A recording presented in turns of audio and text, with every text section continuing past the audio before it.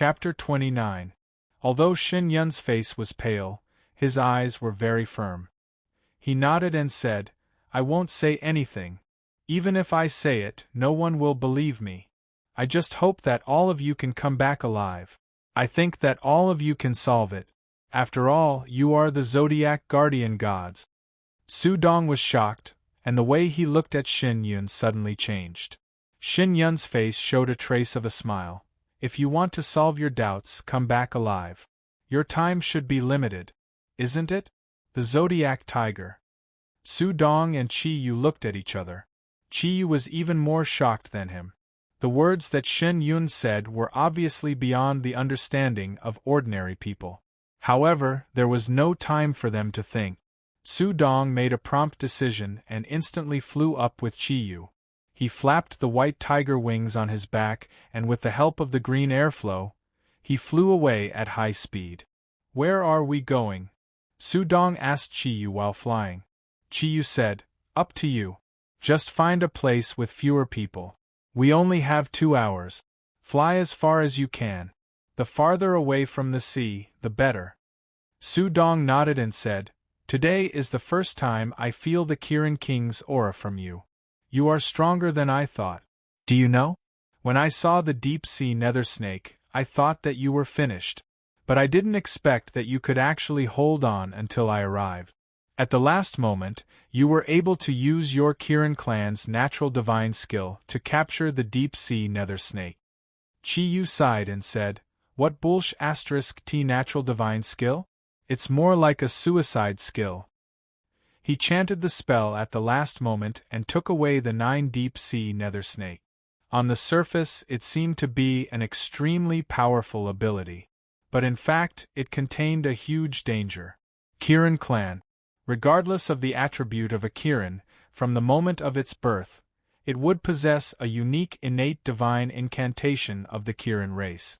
The effect of this incantation was very simple. His name was Kirin's Descent. Once activated, as long as the opponent belonged to the vicious beast lineage, no matter how powerful they would be instantly absorbed into Kirin's own life energy by the divine spell and become Kirin's envoy. Kirin the Messenger. It was on behalf of Kirin. The ferocious beasts that Kirin had subdued could be controlled to do anything. However, it wasn't that easy to subdue Envoy Kirin. It was impossible for any kind of ability to affect the balance of nature. Although Kirin's divinity's descent could instantly capture any dire beast, Kirin's divinity could not withstand it. However, 2 hours later, 2 hours in ancient times, it was equivalent to 2 hours. When the captured beast regained its consciousness, it would appear in Kirin's own bloodline.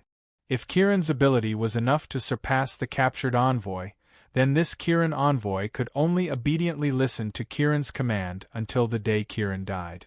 However, if Kirin's ability was lower than the envoy, not only could the envoy regain its freedom, but it could also devour Kirin's body to greatly increase its own ability. Therefore, the divine Qilin descent was a double-edged sword. Although it could subdue any vicious beast, it was a double-edged sword.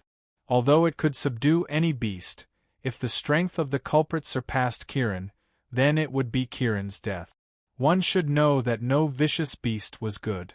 With such a good opportunity to devour Kirin, they would never let it go. Therefore, during the ancient beast era, only those who had reached adulthood and possessed all of their abilities, Kirin would use natural divine descent to devour beasts as its own envoy. Kirin's entire life, he could use natural divine descent 3 times, which meant that he could subdue 3 beasts that were slightly weaker than him. Today, at this critical moment, Qi Yu was helpless. He thought of Xin Yun's kindness to him, Su Qing's alluring figure, and the tens of thousands of innocent students in Qingbei University.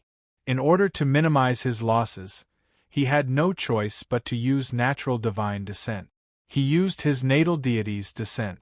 Naturally, he knew that compared to the 9 deep-sea nether snakes, his strength was like comparing fire to the moon. However, he still did it. These 2 hours were exactly what he wanted. In other words, he wanted to delay his own death. As for the envoy that he devoured, he didn't even have the chance to use ultimate Kieran's arm anymore. This was because Kieran's arm was an external attack. After the envoy regained its consciousness, it relied on pure energy to fight against his internal energy. Under such circumstances, Chi Yu would definitely die. Did he have a choice? With his strength, using Kieran's arm would only be courting death. At most, it would cause a non-fatal injury to the deep-sea nether snake. And if the deep-sea nether snake was enraged, it might really bring about a disaster. And now, even if the deep-sea nether snake only had 1/10 of its energy after leaving the sea, it was probably enough for him to die dozens or hundreds of times. What would happen in these 2 hours? Chi Yu didn't know, and neither did Su Dong. Right now, they could only try their best to fly in one direction. The scenery under their feet became blurry because of the darkness. Occasionally, they could see some twinkling lights. The temperature in the sky was obviously colder than on the ground. Under Su Dong's full flight, they quickly left the Baydave coast. After flying for about 20 minutes, the bracelets on Chi Yu and Su Dong's hands lit up at the same time. Su Dong's face lit up with joy. It's Ryue. Let's stop and wait for her to see if she has any ideas. Chi Yu was very calm. In this short flight of 20 minutes, everything that he had experienced in the past 19 years kept flashing in his mind. Not long ago, when he became the king of the Zodiac guardian deities, he thought that his fate had changed. Never did he expect that his fate, which had just taken a turn for the better, would suddenly come to an end because of a sudden crisis. After listening to Su Dong's words, he just nodded silently. Su Dong folded the wings on his back and glided towards the ground. He let out a low roar, and the green light around his body suddenly shone brightly, blocking the strong wind brought by the descent outside of his body and Chi Yu's body. When the two successfully landed on a small hill. As soon as he left Su Dong's arm, the weak Chi Yu sat on the ground. His body was still naked, but he did not feel cold at all. The blood vessels in his body that were originally clear had become blurred, as if all the blood vessels were burning. An incomparably powerful energy trembled in his body. Not to mention cultivation, he could not even feel the original Kieran's aura on his body. The silver and black Qilin patterns on his body flickered between clear and blurry, indicating that he was currently in an unstable state. Su Dong helped Chi Yu to sit cross-legged, and let out a deafening roar. A powerful pressure spread to the surroundings, and a pair of tiger palms pressed on Chi Yu's shoulders. 2 waves of overbearing energy rushed into Chi Yu's body in an instant, and gathered at his dantian. With Su Dong's help, Chi Yu immediately became spirited, and the burning feeling in his body decreased a little. The ascending cloud art was originally born from the ascending Qilin art, and the route of cultivation was basically the same. Su Dong urged his thundercloud force to circulate in Chi Yu's body according to the usual cultivation route, and with his unreserved help. After a cycle of cloud and circumference, finally, the meridians in Chi Yu's body became clear again. However, Chi Yu was very clear that Su Dong's actions could only temporarily reduce his pain. Once the time was up, and the 9 deep-sea nether snakes woke up, his thundercloud force would not be enough to help him resist. A huge cloud floated over, and a clear and bright dragon roar resounded. The cloud and mist dispersed. The white dragon wings retracted, and the transformed sea Ryue floated over. As soon as she landed on the ground, she noticed that something was wrong with Chi Yu. His body was completely naked, and his body was emitting an extremely unstable and powerful aura. What's going on? Sea Ryue sat cross-legged in front of Chi Yu, and her dragon claws reached forward and pressed on his chest. 2 waves of ascending dragon art's thundercloud force came from his chest, and cooperated with Su Dong's ascending tiger art to quickly explore Chi Yu's body. Chi Yu let out a long breath. Under the effect of the 2 waves of thundercloud force, his body immediately recovered, and even the consumed thundercloud force was replenished. All right, don't lose any more thundercloud force to me.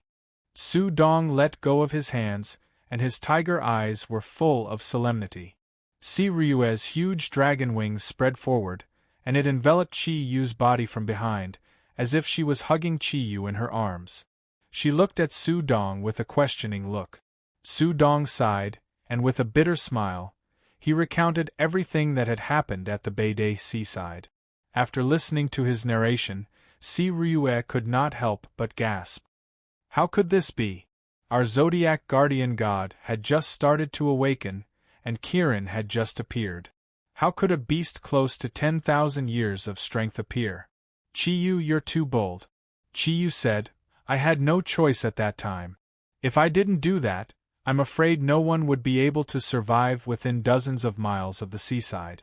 Su Dong and I would definitely not be able to escape the attack of the deep-sea nether snake. Si Ryue knew that what he said was the truth, and she muttered, There's no other way now.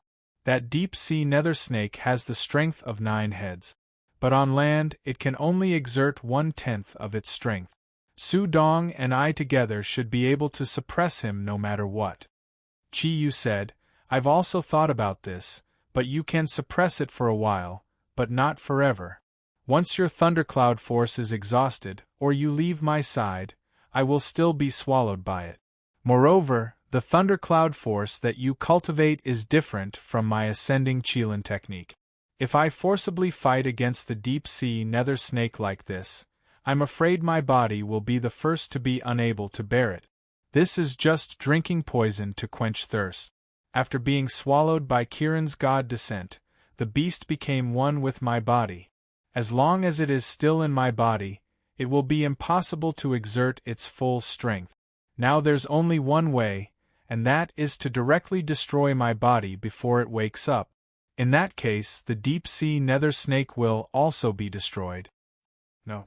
Si Ryue said resolutely, Chi Yu, you are Kirin, the king of the Zodiac guardian gods. You must be strong, our Zodiac warriors need you. If you die, although we can deal with the deep-sea nether snake, what if another 10,000-year beast appears in the future? Without Kirin's ability as a guide, it will be difficult for the Zodiac guardian gods to contend against the 10,000-year beast. You must not die. Chi Yu glanced at Si Ryue's firm and plump chest. Under the wrapping of her dragon wings, warmth was constantly transmitted into his body. The powerful dragon's aura combined with the rising dragon art helped him suppress the surging foreign energy in his body. When did you care so much about me? Perhaps, after I die, there will be another successor with Kirin's bloodline? Si Ryue said angrily, Look at the time, you still have the time to talk about this. In the same era, there have never been 2 successors of Kirin. Moreover, you are our partner.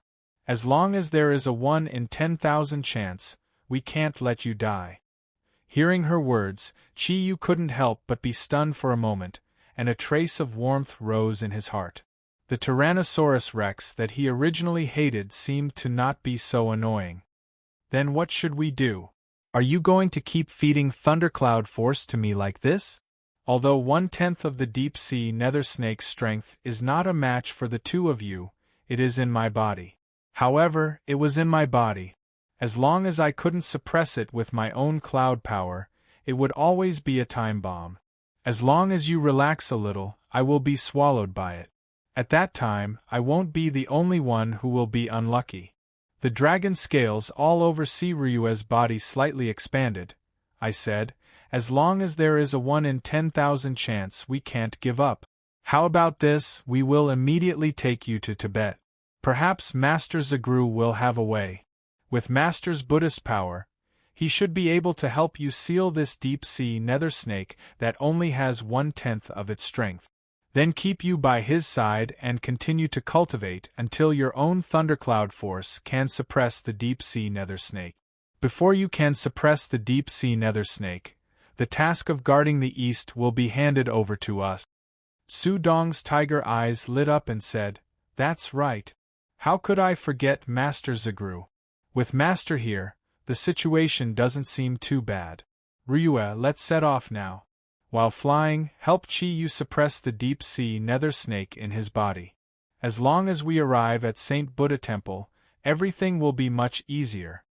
Just as they were preparing to act, Chi-Yu suddenly said, "Wait a minute, let me think about it."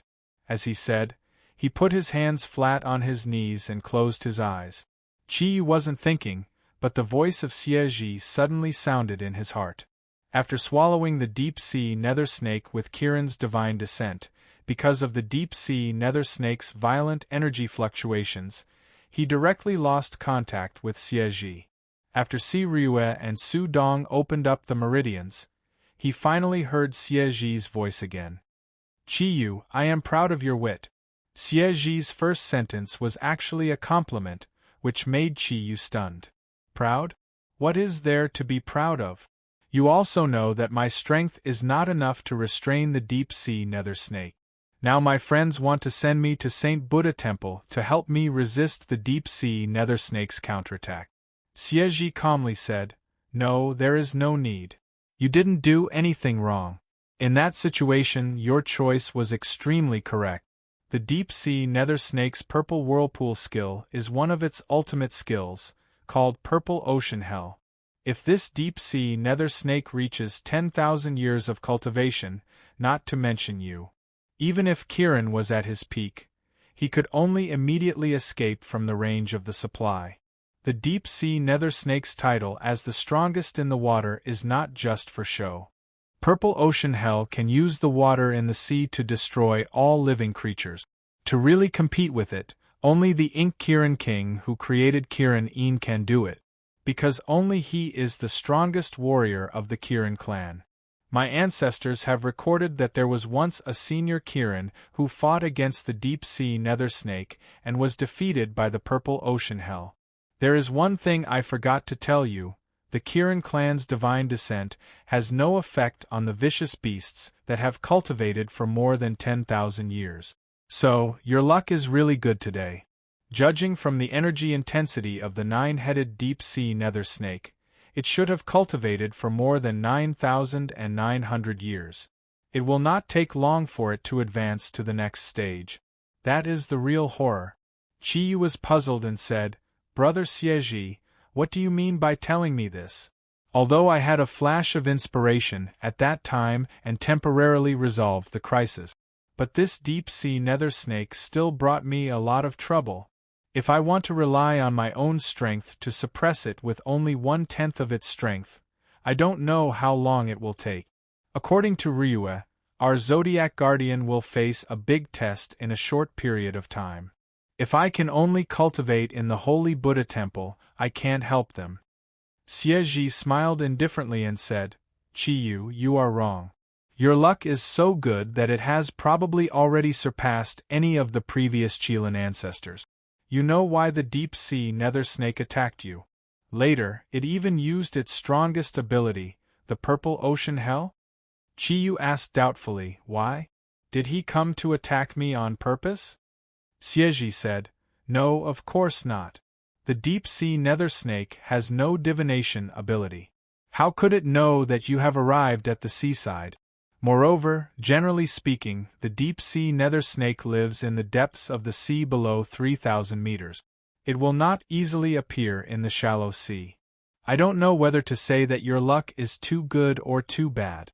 The reason why it attacked you is that it found the aura of Kirin on you. At the same time, it also felt that your strength is still extremely weak. That's why it took the risk.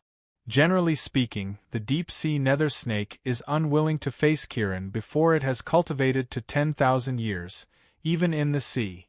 This was because it was afraid that a powerful Qilin would descend with its natal spirit, capture it, and then deal with it. But your strength is still too weak, so the deep-sea nether snake attacked you without fear. As for its appearance, it is because of your own reasons. Do you remember the long cry you made at the seaside? Under the agitation of your mood, you inadvertently triggered your own thundercloud force, causing Kirin's aura to be exposed. This attracted the deep-sea nether snake not far away to attack you. It should have thought that your strength is too weak, and you don't even have the chance to fight back. But it did not expect that you still delayed the time to use your natal spirit to catch it out of the sea. Chi Yu's heart moved, and he said, Brother Xieji, are you going to tell me that you can use your own ability to help me restrain this deep-sea nether snake? After all, the king of Xieji is also an ancient beast that has cultivated for more than 3,000 years. Although it is not the opponent of the 9 deep-sea nether snake. But to deal with the deep-sea nether snake with only 1/10 of its strength, there should be no problem. Xieji laughed and said, I can't. I'm not saying anything to you. After becoming your shadow, I have lost my ability. The energy of my own cultivation has been integrated into your own Kirin bloodline. Only in this way can I become a pure-blooded Kirin when you really grow into Queen Kirin, and my original bloodline will become a pure-blooded Kirin. The one who can help you through this difficulty is not me, but your master Tian-Yin. Tian-Yin and Kirin can be said to be symbiotic. From Kirin, there must be Tian-Yin. Even if you are separated by thousands of miles, your breath is the same. Compared to me, the help that Tian-Yin brings you is immeasurable. This is also the foreshadowing left by the ancestors of Kirin when they chose humans to become the inheritors of Kirin's bloodline. Chi Yu said, Then I still have to go to St. Buddha Temple? This is no different from the idea that my 2 friends came up with. Xieji said, No, of course there is a difference. You don't need to go anywhere. Tian-Yin has already helped you. Your Tian-Yin has inherited the power of Buddha for 10 generations. The power of his Buddha is so powerful that no one in this world can compare. When he helped you open up the bloodline of Kirin, his own Buddha power penetrated into your body. At the same time, he also gave you a treasure. It is the Sarira bead on your wrist. For ordinary people, the Sarira bead only has the effect of calming the mind. However, because your body has the huge Buddha power passed to you by Tian-Yin, it becomes different. Although your current strength is not enough to transform the thundercloud force into Buddha power to display the full power of the Sarira bead. However, the Sarira bead made from the Sarira of 10 generations of eminent monks is definitely a Buddhist treasure. No matter how powerful the deep-sea nether snake is, it is only a fierce beast. A fierce beast carries an evil aura. Your ability is not enough to fight against it when it is awake. However, the Sarira bead can seal it. I think when the deep-sea nether snake attacked you, even it did not think that you would have such a Buddhist treasure on you. Without the Sarira bead, you would not have waited for Yin Hu to rescue you. After listening to Xieji's words, Chi Yu couldn't help but be overjoyed. He couldn't help but respect Master Zagru more. Then what should I do now? Xieji said, It's very simple.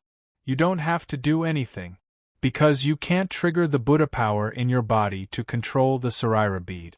However, when you swallowed the deep-sea nether snake, it became the evil energy in your body. Although the Sarira bead can't be used by you, you are now its master. But now that you are its master, it will naturally expel the evil in your body. In the face of the Buddha power contained in the Sarira bead, as long as the deep-sea nether snake wakes up, it will not attack you. Once it does, it will be the first to suffer. Not to mention that it can't hurt you, under the effect of the Sarira bead. Its cultivation will even be greatly reduced. Moreover, if its reaction is slower, it may even be destroyed by the Buddha power. It will lose its wisdom. If that's the case, it will really become your command. I am so pitiful. Just as Chi Yu and Xieji were talking, another voice sounded in Chi Yu's heart. Chi Yu was shocked, but Xieji seemed to have expected it and let out a low laugh. I knew that you couldn't help but come out. Senior Deep-Sea Nether Snake. The voice that suddenly appeared was very sharp, giving people a very uncomfortable feeling. What senior? We beasts and you beasts will always be enemies. Don't try to get close to me. Chi Yu was surprised. Deep-Sea Nether Snake? Don't you have to wait for 2 hours before you wake up? How? The voice of the deep-sea nether snake was full of grief and indignation. Damn it, if this snake is unlucky, even drinking seawater is like stuffing its teeth. You can't be greedy. Chi Yu was stunned for a moment, but his heart was more at ease. Although the voice of the deep-sea nether snake only said a few words. But he faintly heard that this big snake, that had cultivated for more than 9,000 years, seemed to have no way to deal with him. Xie smiled and said, "It's not a loss to be the messenger of the king of Inkirin. Your choice is right. If you really launch a backlash, it's only you who will be unlucky. What I said just now is to tell Chiyu that he is not in danger, and it is also a warning to you, senior. Although we beasts have been hostile to you beasts for thousands of years, you have cultivated for thousands of years more than me after all, so you should still call me senior." The deep-sea nether snake snorted and said, "I'm so pitiful. It's a pity that I have cultivated hard for nearly 10,000 years, although I failed miserably." Chiyu said angrily, "You king miserably." The voice of the deep-sea nether snake suddenly became angry. "Did I say anything wrong? For you, this is great luck, but for me, it is a great sorrow. Do you know why I can wake up so quickly? Your Qilin clan's so-called source divinity descent doesn't have any effect on me to begin with. Although it can swallow me temporarily, it can only swallow me for a short period of 10 minutes. When you swallowed me, I thought you were dead, but who knew that I was unlucky enough to encounter a Buddha treasure with 10 lives of Buddha power? 10 minutes? Why only 10 minutes? Chiyu asked in surprise. The deep-sea nether snake said proudly, "Of course it is only 10 minutes. Among the beasts there is also a big difference in levels. Even if the same cultivates for 10,000 years and becomes a 10,000-year-old beast, there will be a big difference in strength according to the clan. The deep-sea nether snake clan is a top-level beast. We only need to cultivate for 3,000 years, and in the sea, we can have the cultivation of ordinary beasts for 10,000 years. For ordinary beasts, as long as their cultivation does not exceed 10,000 years, your Kirin's divine descent can restrict them for 2 hours, which is the so-called 2 hours in today's society.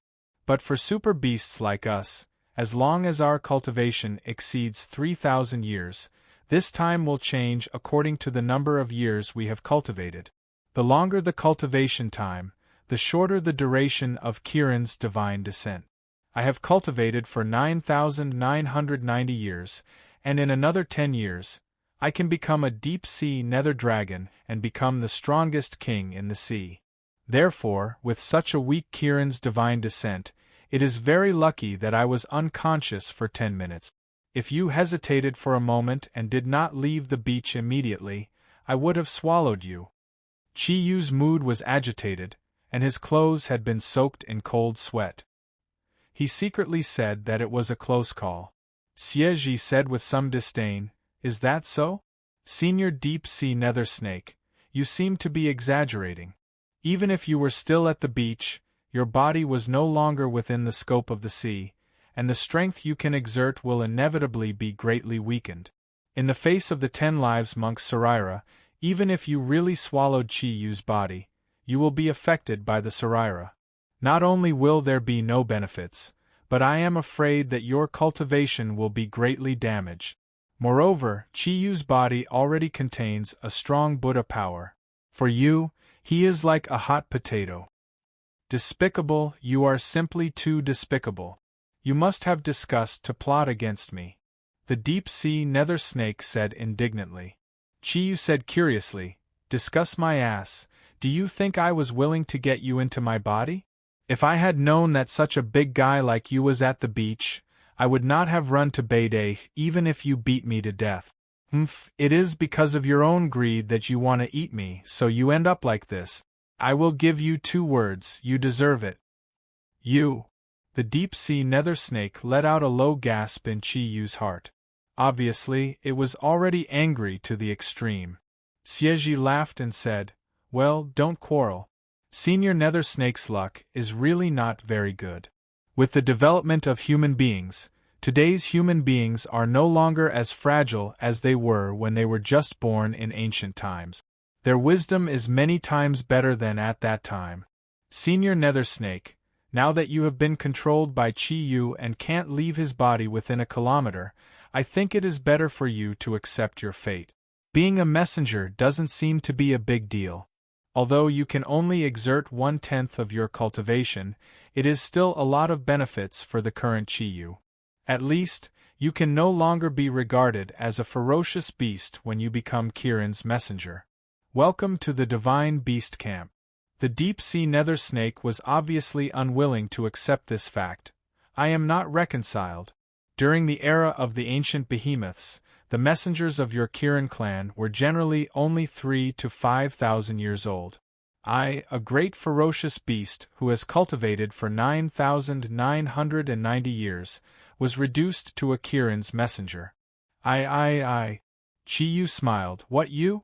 In ancient times, there was no Buddhist power to limit the evil energy in your body. Now it is different. I think you should be a teacher. Don't worry, I never treat my own people badly. Maybe I will find a beautiful snake to be your wife, so that you can have a sexual desire. The deep-sea nether snake's mood fluctuated obviously. Beautiful snake? Unless you can find someone at the level of white snake, I am not interested. Chapter 30. What bullsh *T myth? The White Lady exists. She is not a snake spirit who has been practicing for thousands of years as you humans say, but an outstanding talent of our deep-sea nether snake race. After 10,000 years of practice, she left the original body of the deep-sea nether snake and turned from black to white. She walked in the human world and met the pretty boy Su Xian of your human race. When the White Lady was a child, she ran to the land because she was playful and was almost killed by humans. It was Su Xian's ancestor who saved her, so there was a part about repaying the debt of gratitude. As for the final ending, it was not good. She was besieged by several big bald donkeys of your human race at that time. They sealed her in Leifeng Pagoda when she was at her weakest because of pregnancy. We, the deep-sea nether snake race, have always been ashamed of it. However, the White Lady is indeed a famous beauty of our deep-sea nether snake race. Chiyu laughed. He did not know whether what the deep-sea nether snake said was true or not, but judging from its more than 9,000 years of practice, it was most likely true. As for why it was later deified, this story was unknown. Of course, Chiyu would not care about this now. Are you willing to be my servant now? I'm not willing. The deep-sea nether snake replied without hesitation. Chiyu was stunned and said, You're not willing? Do you want to compete with my Sarira bead? The deep-sea nether snake said, Compete my *S. When I was first swallowed into your body, I felt a strong Buddhist power. Later, when I woke up, I did not dare to act rashly. After listening to the words of the Xie in your body, I knew that I had hit an iron plate. Damn, it's actually the Sarira of the 10 bald donkeys. If I rush out of your body, I will be the unlucky one. Human who has inherited the blood of Kirin, how about we make a deal? After all, I have practiced for 9,990 years and have accumulated some treasures in the sea. If you are willing to let me go back, I am willing to give you half of my treasures, enough to make you the richest person in the human world. You should know that the rarest treasures in the sea belong to us, the deep-sea nether snake. As long as I can go back, I will successfully become a 10,000 years old deep-sea abyssal dragon in another 10 years. That has always been my dream. Chiyu chuckled and did not answer immediately. Previously, he had thought that he was going to die for sure, so his mood had been very low. Now, he suddenly didn't have to die. Moreover, the enemy who was so strong that he couldn't fight against earlier was actually asking him for help. How could he let go of such an opportunity?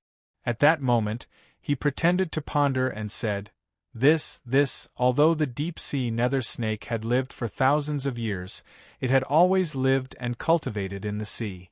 Although it already had a high level of intelligence, its brain was still not comparable to that of humans. When it heard Chiyu's words, it seemed to be a little relaxed. 3/4, I'll give you 3/4 of the treasures, how about it? I only need to leave a little. Chiyu said, Deep-sea nether snake, it's not that I don't want to believe you. It's just that you are a vicious beast. Although I don't know much about vicious beasts, from your title, I know that you are not a good thing. How can I believe your words?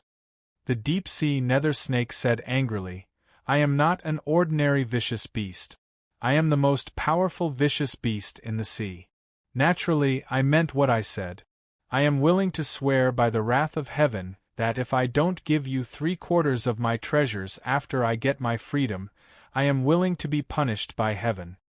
Chi-Yu said disdainfully, What wrath of heaven? I can easily make up 100 different kinds of such an oath. Xie, who had been silent for a long time, suddenly said, Chi-Yu, his oath can be trusted. For a vicious beast, the biggest restriction is the wrath of heaven. Once a vicious beast kills too much, it may trigger a catastrophe brought by heaven. And the catastrophe only targets a single vicious beast. No vicious beast can resist that kind of wrath. Swearing by the wrath of heaven can be regarded as the heaviest oath made by the deep-sea nether snake. Chi-Yu understood that Xie was reminding him to stop while he was ahead. Judging from the cultivation of the deep-sea nether snake for more than 9,000 years, the treasures it had accumulated must not be a small number. However, now Chi-Yu needed to enhance his own strength. His desire for treasures had faded a lot. He thought about it. If that's the case, then well, deep-sea nether snake, I promise to return you your freedom. However, when you give me the treasures, you have to swear by the wrath of heaven again. No matter when, you can't hurt me. What a joke. So what if he got the treasures? If the deep-sea nether snake gave him the treasures and suddenly wanted to kill him, could he withstand it in the sea? The deep-sea nether snake was overjoyed and hurriedly said, Okay, as long as I don't become your slave and can still get my freedom, I will agree to any conditions. After spending more than 9,000 years of loneliness, he had been working hard towards the direction of the deep-sea abyssal dragon. For him, nothing was more important than cultivating to the 10,000-year realm. Now that he was only 10 years away from achieving his long-time dream, why would the deep-sea nether snake hesitate? At that moment, he immediately swore that he would never hurt Chi-Yu again no matter when. After listening to the deep-sea nether snake's oath, Chi-Yu smiled. Well, deep-sea nether snake, when I have enough strength, I will let you go back to the sea. For now, you just stay in my body. The deep-sea nether snake was stunned and said, What did you say? Didn't you promise to let me go back to the sea immediately? Chi-Yu immediately used his rogue skills. When did I promise to let you go back to the sea immediately? I just promised to let you go back, but I didn't say when. Brother Xie can testify to this. Just before the deep-sea nether snake was about to be angry, he hurriedly added, Brother Nether Snake, it's not that I don't want to let you go back. However, you can also feel that my current strength is extremely weak. In your eyes, I am afraid that there is no difference from an ant. Our Kirin's divine descent can be used by any Kirin with any strength, but to use the divine descent to release the devouring slave, it requires a very strong thundercloud force as a backup. Even if I want to let you go back immediately now, I am powerless. Let's do it this way. You can cultivate in my body first. When my cultivation is sufficient, I will immediately let you go back. As long as you obediently follow my orders while you're cultivating in my body, our agreement is absolutely valid. I will give you a lung. How long will that take? The powerful breath of the deep-sea nether snake was constantly fluctuating. Chi-Yu clearly felt a warm airflow from his left wrist into his body. The deep-sea nether snake was so scared that it immediately restrained its breath. The relic bead was a treasure for Chi-Yu, but it was an absolute weapon for it. If it was in the sea, the deep-sea nether snake might dare to use its powerful cultivation to try to rush out of Chi-Yu's body directly. Even if it was seriously injured, with its cultivation, there was always a chance to recover. But now it only had 1/10 of its strength in the sea. How would it dare to try? No one was willing to court death. After cultivating for more than 9,000 years, it still didn't see through life and death. It cherished its own life even more. Chiyu smiled and said, I don't know how long it will take. You just pray that my strength will improve quickly. I guess when I reach the strength of Kirin Jiyun, I can basically use Kirin's descent to release you. What? Jiyun? Chiyu said, I am telling the truth. Do you know which Kirin's ancestor used Kirin's descent? I am already taking a big risk. God knows what kind of problems will occur if I use the natal god's descent. I have already given you face. Don't be so shameless. When the time comes, we will have a life and death struggle. No one will benefit. He didn't intend to let the deep-sea nether snake go from the beginning. Although Chi-Yu didn't know to what extent his ascending Qilin technique could reach when he reached Jiyun, but judging from Xie respect for Kirin, there should be no difficulty in subduing this giant snake. Want to run? Not so easy. When he thought that he almost died in the seawater released by this 9-headed nether snake, Chi-Yu's heart was full of hatred. I admit it. The deep-sea nether snake said decadently, How about this? I still have a lot of things in the sea. You take me back to get them. You can rest assured that since you have used the natal god's descent to accept me as an envoy, then your body naturally has the ability to avoid water. There will be no danger in entering the sea. Chi-Yu snorted and said, Do you think I am a fool? You'll be able to recover your full strength in the ocean, but I can't take the risk. After all, you've cultivated for 9,990 years. So, you'd better stay in my body. I am so sad. I won't have a chance to swim with a beauty in the future. The deep-sea nether snake finally realized the cunning of human beings. Chi-Yu seemed to be thinking for its sake, but he never let go of the key points. It sadly realized that it was afraid that for a long time, it would really become the envoy of this weak human who had inherited the bloodline of Kirin. Xie passed an appreciative emotion to Chi-Yu. Obviously, it was very satisfied with his approach. Chi-Yu said, Well, 2 bosses you can cultivate in my body. 9-headed nether snake, in fact, you should be glad. I have the Qilin clan's most valuable treasure, the Qilin pearl. It itself has the ability to strengthen the cultivation of the water attribute. Cultivating in my body might not be a bad thing for you. Perhaps cultivating in my body for a few dozen years will have the same effect as cultivating in the sea for 1,000 years, and you will become a deep-sea abyssal dragon. The voice of the deep-sea nether snake disappeared, and its powerful aura was completely restrained. Before its aura disappeared, it only passed 2 words to Chi-Yu, despicable. Go? Go so soon? Brother Nether Snake, don't forget, when your brother is in danger, you have to help me. After all, you are also living in my body. Even if you are renting a house, you have to give me some rent. The deep-sea nether snake, who had just been silent, said angrily, I can't wait for you to die immediately. As long as you are dead, I can naturally escape. You want me to help you? Don't daydream. Although I can't do anything to you, you can't hurt me either. Unless your strength can surpass mine. Otherwise, don't think of asking me to help you. Chi-Yu laughed in his heart. When my strength surpasses you, I am afraid you will not be able to escape from my control. Although he thought so in his heart, he did not say it out loud. When a dog is anxious, it will jump over a wall. When this snake is anxious, who knows what it will do? Although he did not succeed in getting a powerful messenger to help him, the crisis in front of him was finally resolved. Chi-Yu could not help but heave a sigh of relief. Nether Snake, don't sleep yet. I have one last question. Don't expect me to answer you. Don't bother me in the future unless you can send me back to the sea. The deep-sea nether snake obviously hated this cunning human. Chi-Yu said helplessly, My question is very simple. A few years ago there was a very violent tsunami in the east, taking away countless lives. Did you do that?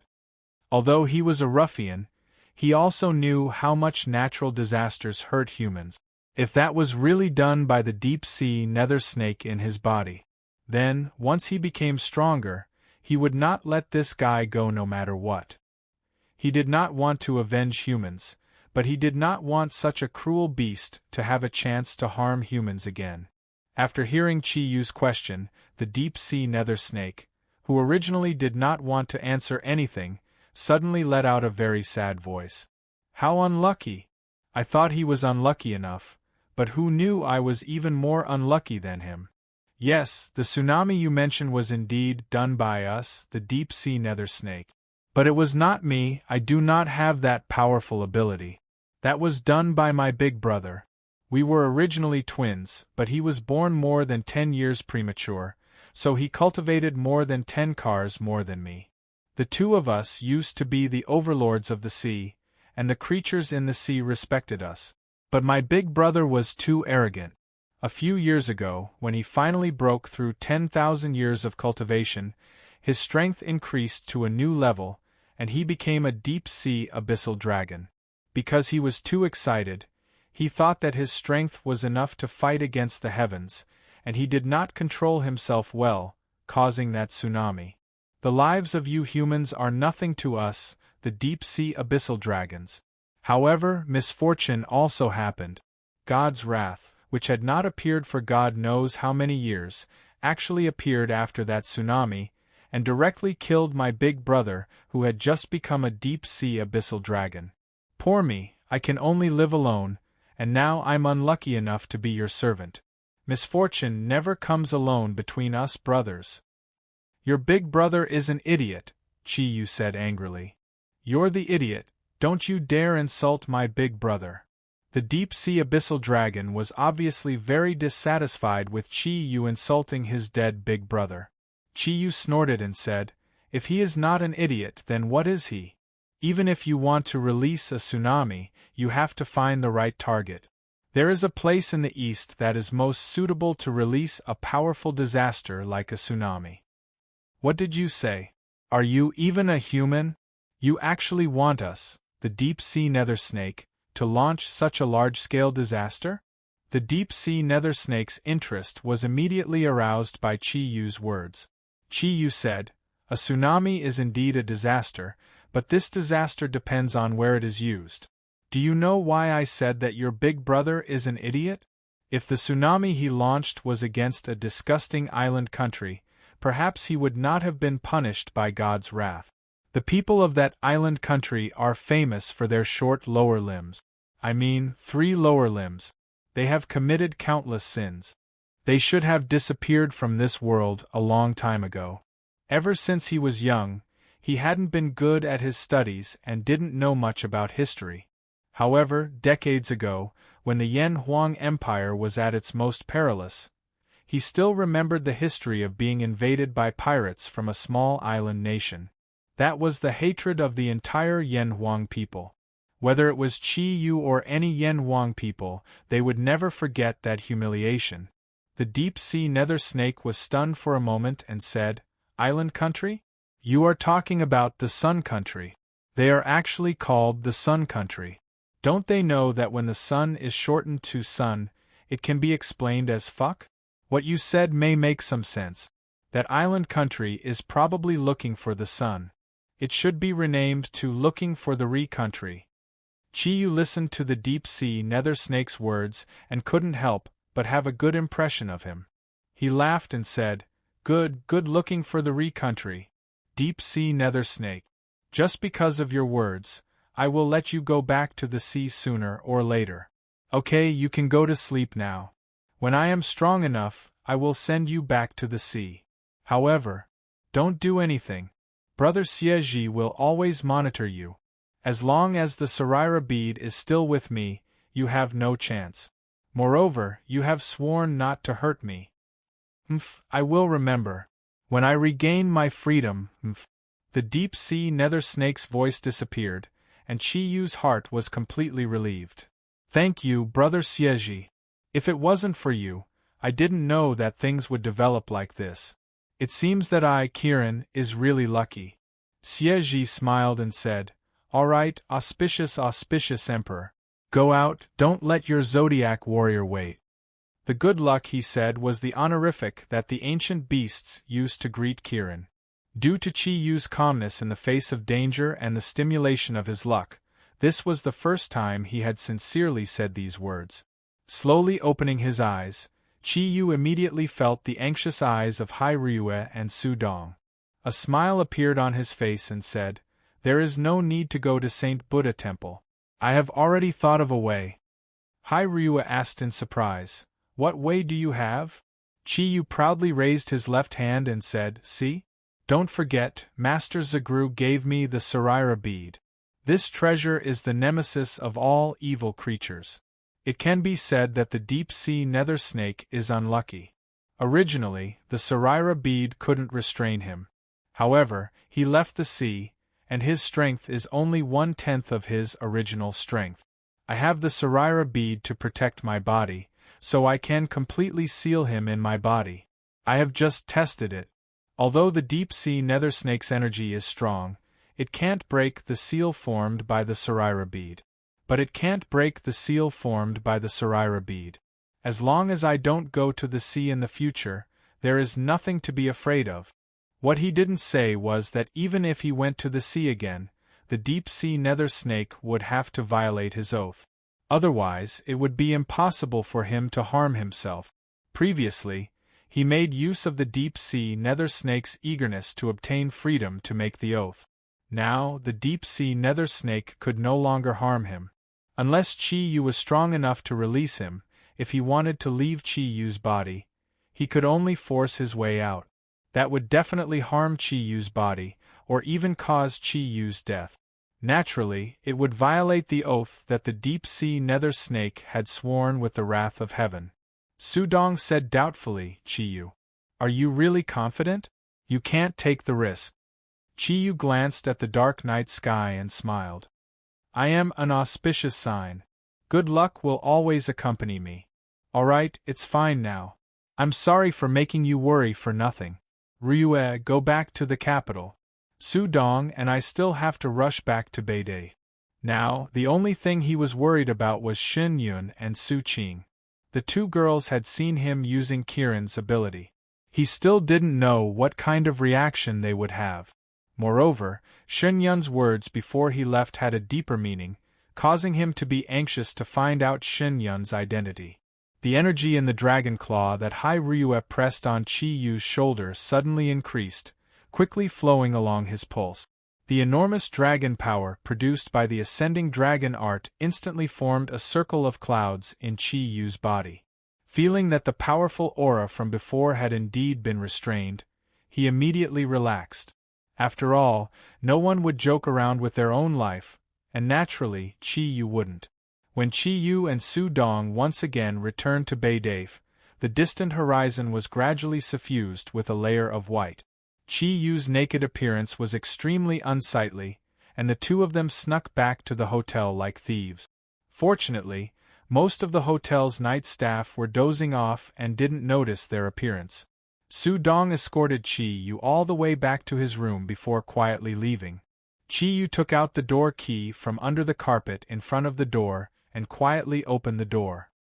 His clothes had long been swallowed by the sea, and as for the problem of clothes, Su Dong had promised to solve it for him. He would send it over early in the morning. Quickly closing the door, Chi Yu leaned against the door and let out a long breath. Although his body's condition wasn't bad, he still felt a sense of exhaustion, and that was completely from his spirit. This night's experience was too thrilling for a beginner like him who had just started cultivating. He had narrowly escaped death several times, and it was impossible to say that he wasn't afraid. Just as Chi Yu was gasping for breath to calm himself down, suddenly, following a wave of fragrance, a black figure had already forcefully rushed into his embrace before he could react. Chi Yu's heart that had just calmed down immediately rose to his throat. His body stiffened at first, but immediately after, the stiffness in his body was dissolved by that warm and supple delicate body. Under the hazy light outside the window, his heart was filled with a sense of fullness. From the color of her hair, he already knew who the person who had suddenly thrown herself into his embrace was. "You're back, you're finally back," I thought. Shin Yun's voice was choked with sobs as she tightly hugged Chi Yu's body, as if she was afraid that he would disappear. Chi Yu, who had always yearned for beauties, suddenly hugged such a fragrant and delicate body, was really not used to it. Big Sister Yun, why did you come to my room? Shin Yun raised her head. Her beautiful face was already covered in tears.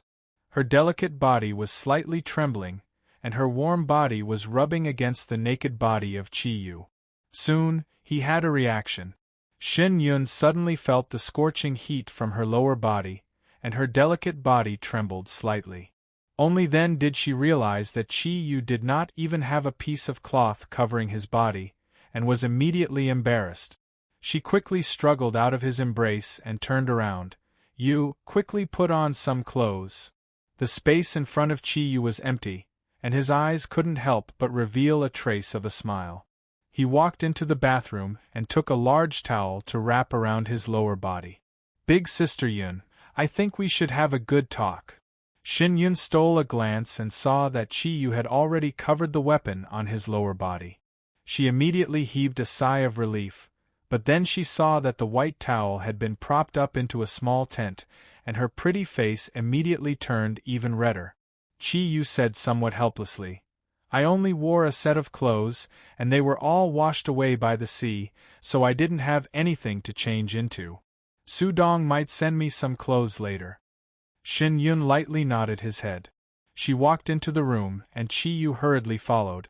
Shin Yun had already changed into a long white dress, which outlined her graceful and delicate figure, making her exceptionally alluring. Her long hair was not combed, but scattered over her shoulders and hung down to her waist. It added a bit of a charming feeling. Thinking back to the two warm and soft lumps that had pressed against his chest, Chi Yu suddenly felt like he was in the sea. The heat in his body was like it was about to explode, and the tent below was abnormally high. Shin Yun obediently sat on the sofa in the room, glanced at Chi Yu and said, Can you make it go down first?" Chi Yu said with a bitter smile, "From head to toe, I'm afraid it's the only disobedient thing in my body. There's no other way. Who asked me to be young? My firepower is too strong." Shin Yun wiped the tears on her face, looked at Chi Yu's somewhat awkward and helpless expression, and could not help but burst into laughter. "You scoundrel! What should I say about you?" Chi Yu saw that Shin Yun did not look angry at all. He immediately seized the opportunity and sat down beside her. "Sister Yun, how did you know that I'm Kirin? When we faced the deep-sea nether snake, you obviously knew what it was, and you could tell that we were the Zodiac warriors. I think you need to give me an explanation." Shin Yun gently said, "Thank you, Chi Yu. If it wasn't for you today, I'm afraid Ching, and I would have been swallowed by the purple ocean hell. Are you really okay? It seems less than 2 hours have passed." Chi Yu was stunned. "Looks like you're really familiar with Kirin." "Don't worry, I'm fine. After the deep-sea nether snake left the sea, its strength was greatly weakened. With the help of the Zodiac warriors, I've sealed it in my body."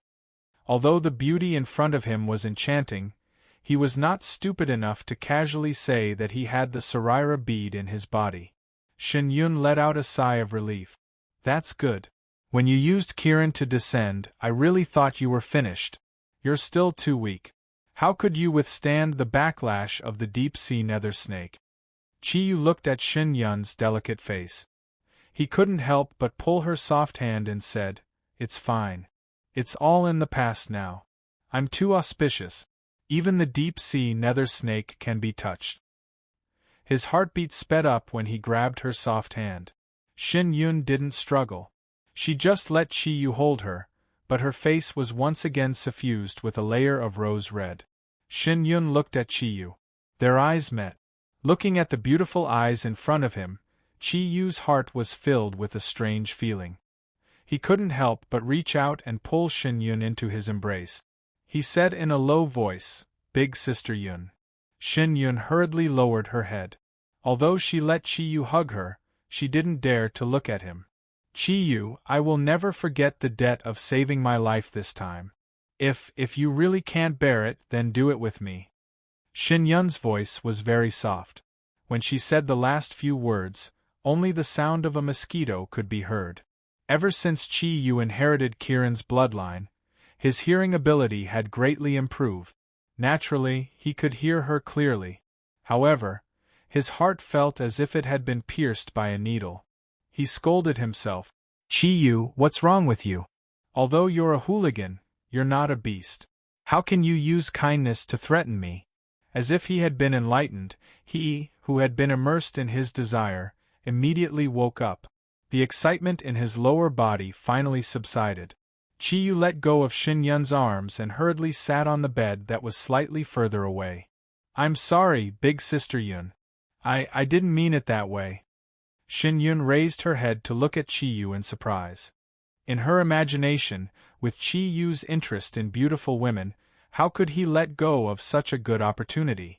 Although she was willing, she was still a little nervous in her heart. She raised her head to look at Chi Yu. Seeing the color of his face constantly changing, her heart couldn't help but skip a beat. She said with some disappointment, I'm sorry, I forgot about you and Ming Ming. No, big sister Yun, it's not what you think. Ming Ming and I are only friends. However, how can I have a relationship with you under such circumstances? I should have saved you. At that time, that deep-sea nether snake clearly sensed the aura emitted from my body, which was why it attacked.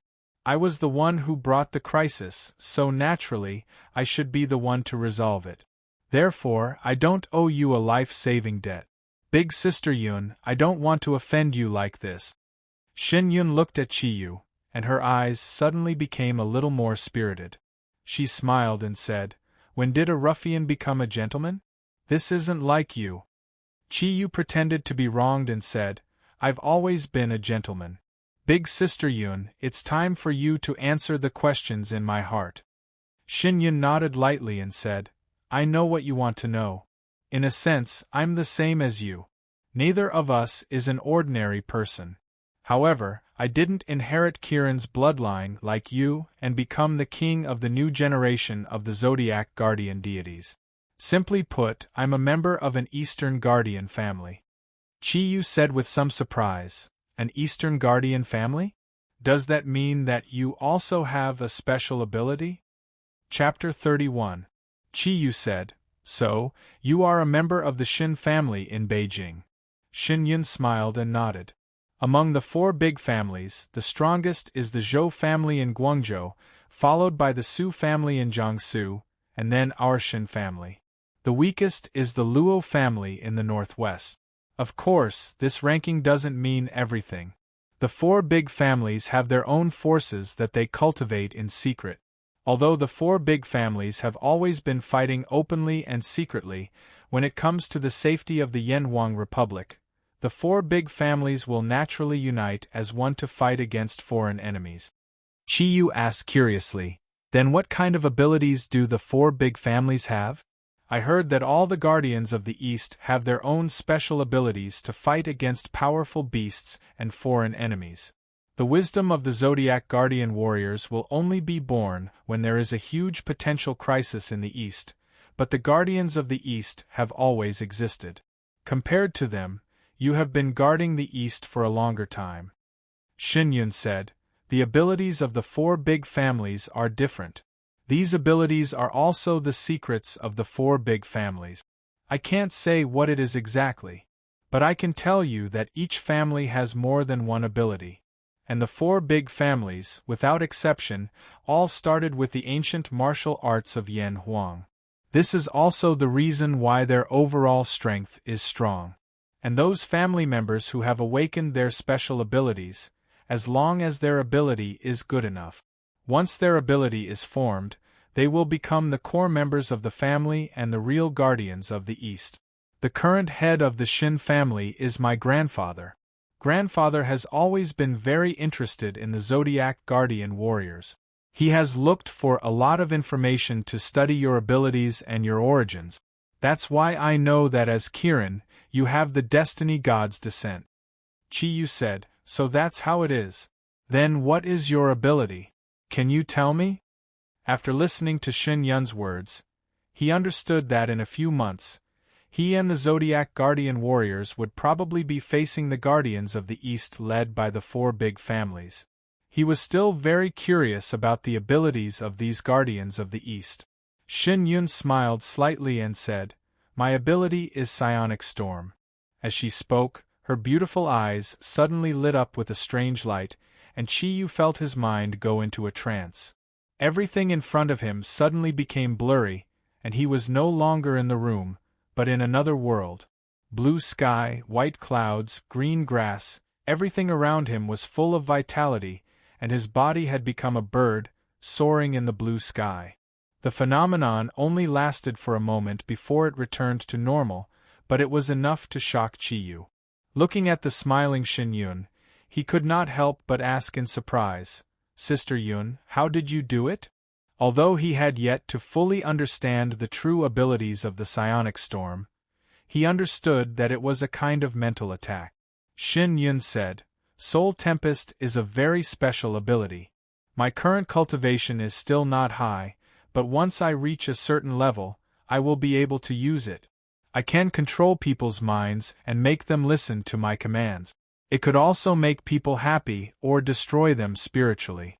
If it wasn't for the fact that the deep-sea nether snake today was too powerful and had 9 heads, I might have been able to help you a little." Qiyu said sincerely, "What a strange ability. Although it's not a real attack, if you practice it well, wouldn't you be invincible in the world?" Xin Yun chuckled and said, "It's not as powerful as you think. Although my Psionic Storm can release powerful mental power in an instant, the effect depends on the opponent's ability. If the opponent's will is strong enough. If the opponent's mental power is very stable, then the effect of the Psionic Storm will be much weaker. If the opponent's mental power is stronger than mine, then I will be counterattacked by the Psionic Storm." After listening to Xin Yun's explanation, Qiyu could not help but think of the word balance. That's right. Every powerful force in this world was balanced. No matter how strong it was, there would always be a way to restrain it. Ah, right. How is Qing'er? Is she okay? Don't tell me she's also the Eastern Guardian. Qiyu suddenly thought of Su Qing, who had fainted from fright, and hurriedly asked. Xin Yun smiled and said, "Don't worry, Qing'er is fine. She's sleeping in our room. Don't forget, my ability is Psionic Storm. Qing'er is just an ordinary person.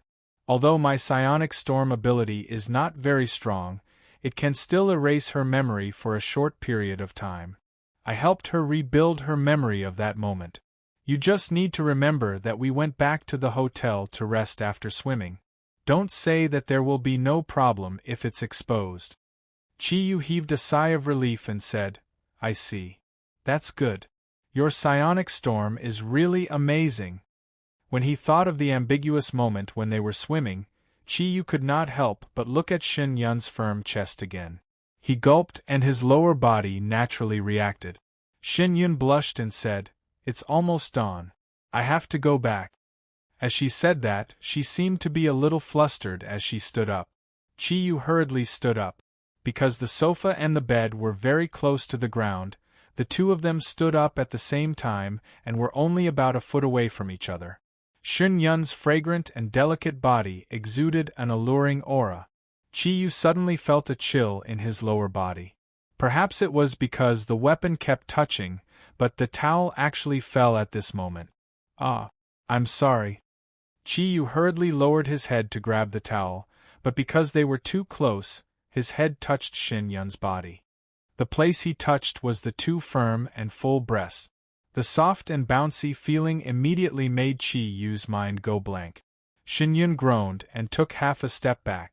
Her leg tripped on the sofa and her body fell backwards. "Be careful." Qiyu hurriedly hugged Xin Yun's delicate body and pulled her back. In his panic, he used too much force and Xin Yun's delicate body suddenly collided with his body. As he lost his center of gravity, Xin Yun cried out in alarm and the two of them immediately fell towards the bed. Before Qiyu could wrap the towel around his body, he was suddenly pressed down by Xin Yun's full and delicate body. The fire in his body suddenly ignited. One of his hands subconsciously hugged Shin Yun's perky buttock. Shin Yun's rosy lips just happened to touch his scorching hot lips. Perhaps Shin Yun was not dry wood, but Chi Yu was definitely a raging fire. Even wet wood would probably be ignited by him. The moment he came into contact with Shin Yun's lips, his body seemed to explode with a roar. The scorching qi crazily surged towards his lower body while trembling violently. His lower body seemed to be about to explode. It was frighteningly hot. Under the intense stimulation of lust, Qi Yu's consciousness immediately became blurry. He ignored everything else and deeply kissed Shin Yun. With a flip of his body, he pressed her down. Right now there was only one thought in his mind, and that was to release the surging lust in his body. Just at this moment, a clear ringing sound rang out. Qi Yu and Shin Yun's bodies trembled at the same time, and their lost clarity of mind recovered a little. Qi Yu's originally somewhat crazy movements stopped for a moment. Another ringing sound rang out. Qi Yu was stunned for a moment. Only then did he realize that it was the doorbell. The intense stimulation below his body immediately decreased a little. He took a deep breath and struggled to get up from Shin Yun's body. "Who is it?" When he asked these two words, Qi Yu was also shocked. He discovered that his voice had actually become low and hoarse. "Qi Yu, are you all right?" Su Dong's voice came from outside the door. There was a hint of concern in that soft voice. Qi Yu glanced at the tender and beautiful Shin Yun beside him. Shin Yun's breathing was still very rapid. This time, not only her beautiful face, even her exposed arms were emitting a layer of enchanting rose red. His eyes revealed a trace of unconcealable panic. He hurriedly tidied up his clothes and stood up from the bed. Qi Yu grabbed the towel that had fallen to the ground and wrapped it around his waist. He opened the door to his room and saw Su Dong standing in front of the door with a set of clothes looking at him. When he saw him open the door, his eyes could not help but reveal a look of inquiry. Qi Yu somewhat awkwardly took the clothes and said, "Many thanks." Su Dong smiled and said, "What are you thanking me for?" "All right, I'll go back first. I didn't sleep for the whole night, I should go and make up for it." After saying that, he looked at Qi Yu with a deep meaning in his eyes. With a trace of a strange smile on his face, he turned around and left. Of course, Qi Yu knew what he was smiling about.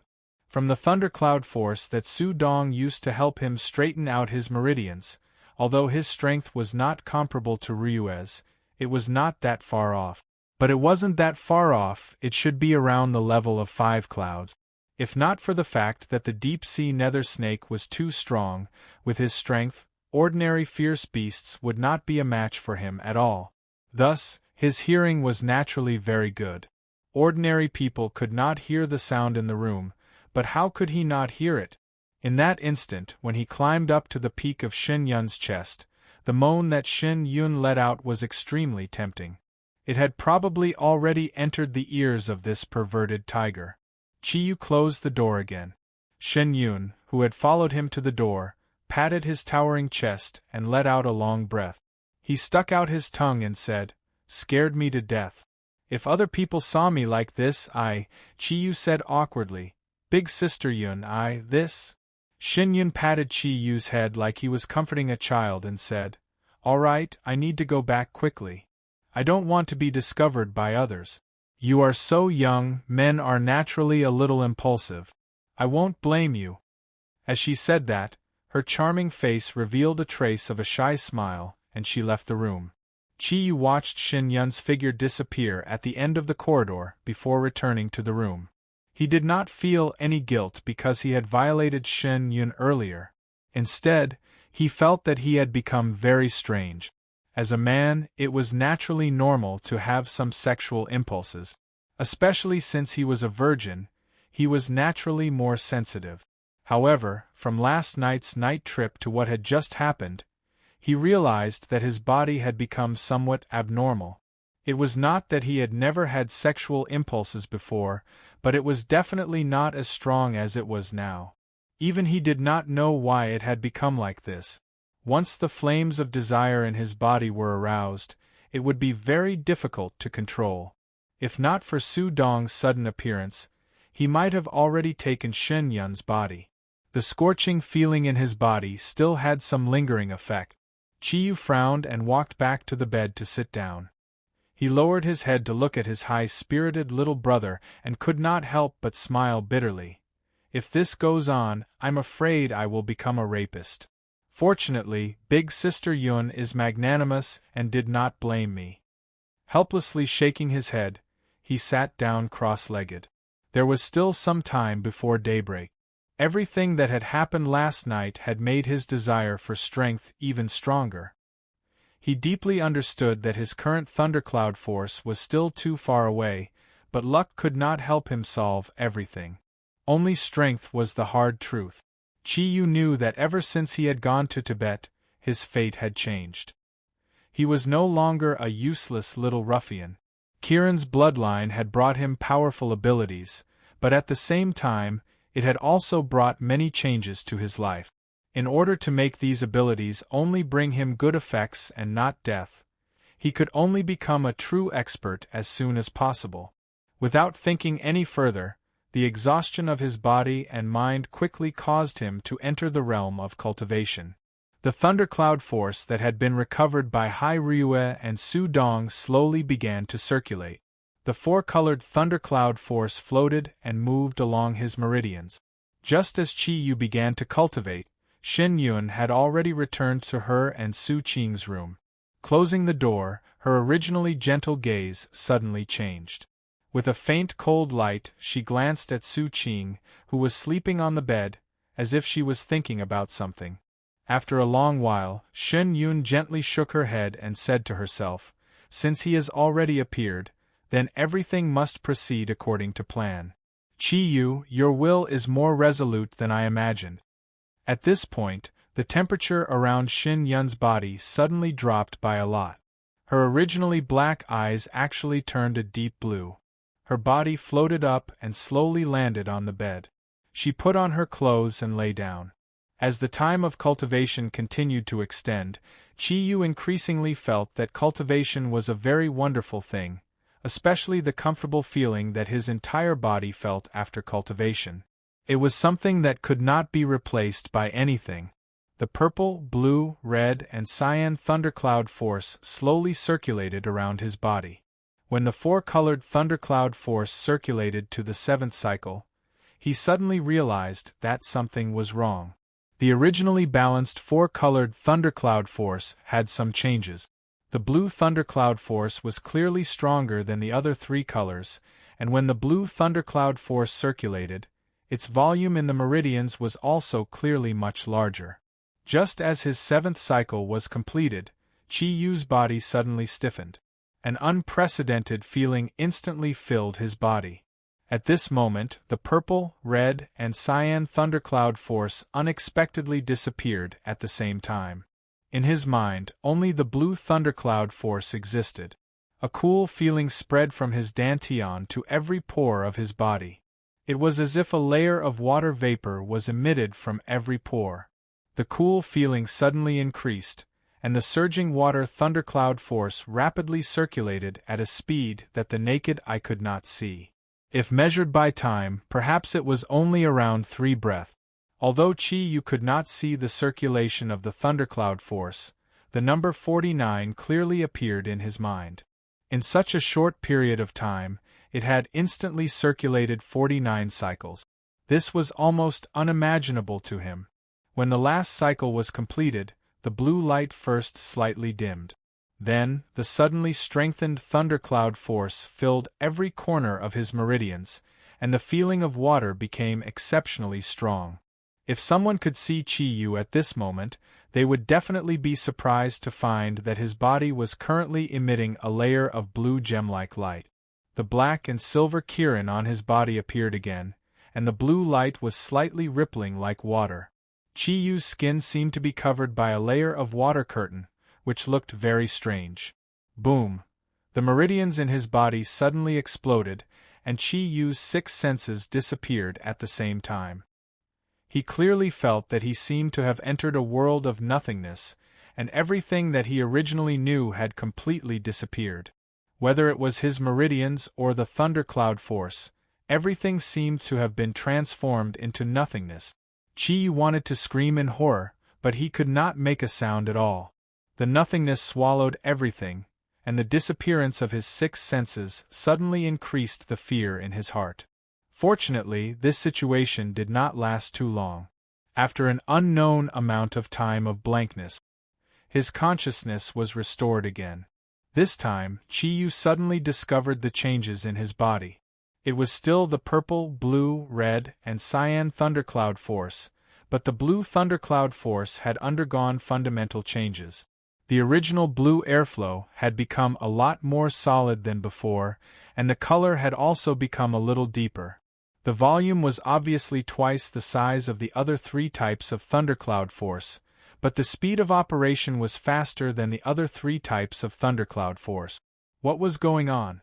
Could it be that his water thundercloud force had been improved? Whenever there was a doubt in his cultivation, the first thing that Chi thought of was Xieji. His mind moved, and he immediately sent a message to Xieji. Xieji always remained asleep in Chi-Yu's body, unless Chi-Yu suddenly encountered a huge crisis or his body was severely injured. Only then would it be affected by the chaotic breath of his body and wake up. The other way to awaken the Xieji was to summon Chi-Yu. "What's wrong, Chi-Yu?" Xieji was awakened from a deep sleep and immediately asked. However, his doubts were quickly answered by his own feeling.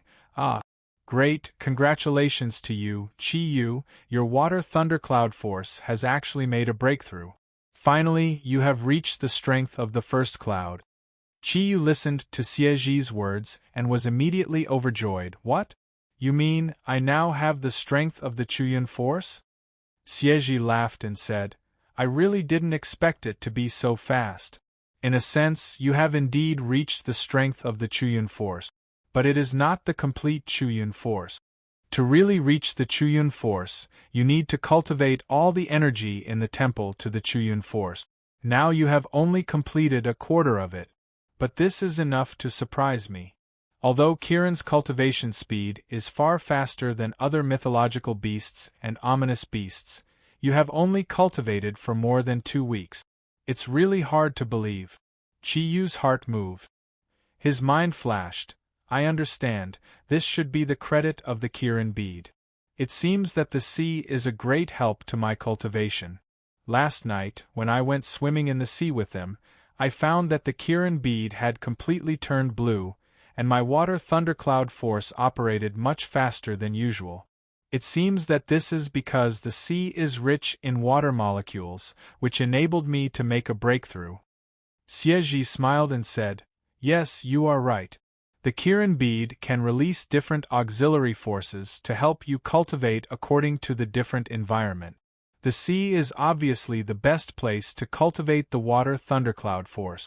However, even in the sea, with the help of the Kirin bead, it is impossible for you to cultivate the water thundercloud force to the Chuyun force in such a short time. You also have to thank Senior Nethersnake. He is the leader of the water attribute ominous beast. When you accept him as a messenger, you will naturally be affected by his aura.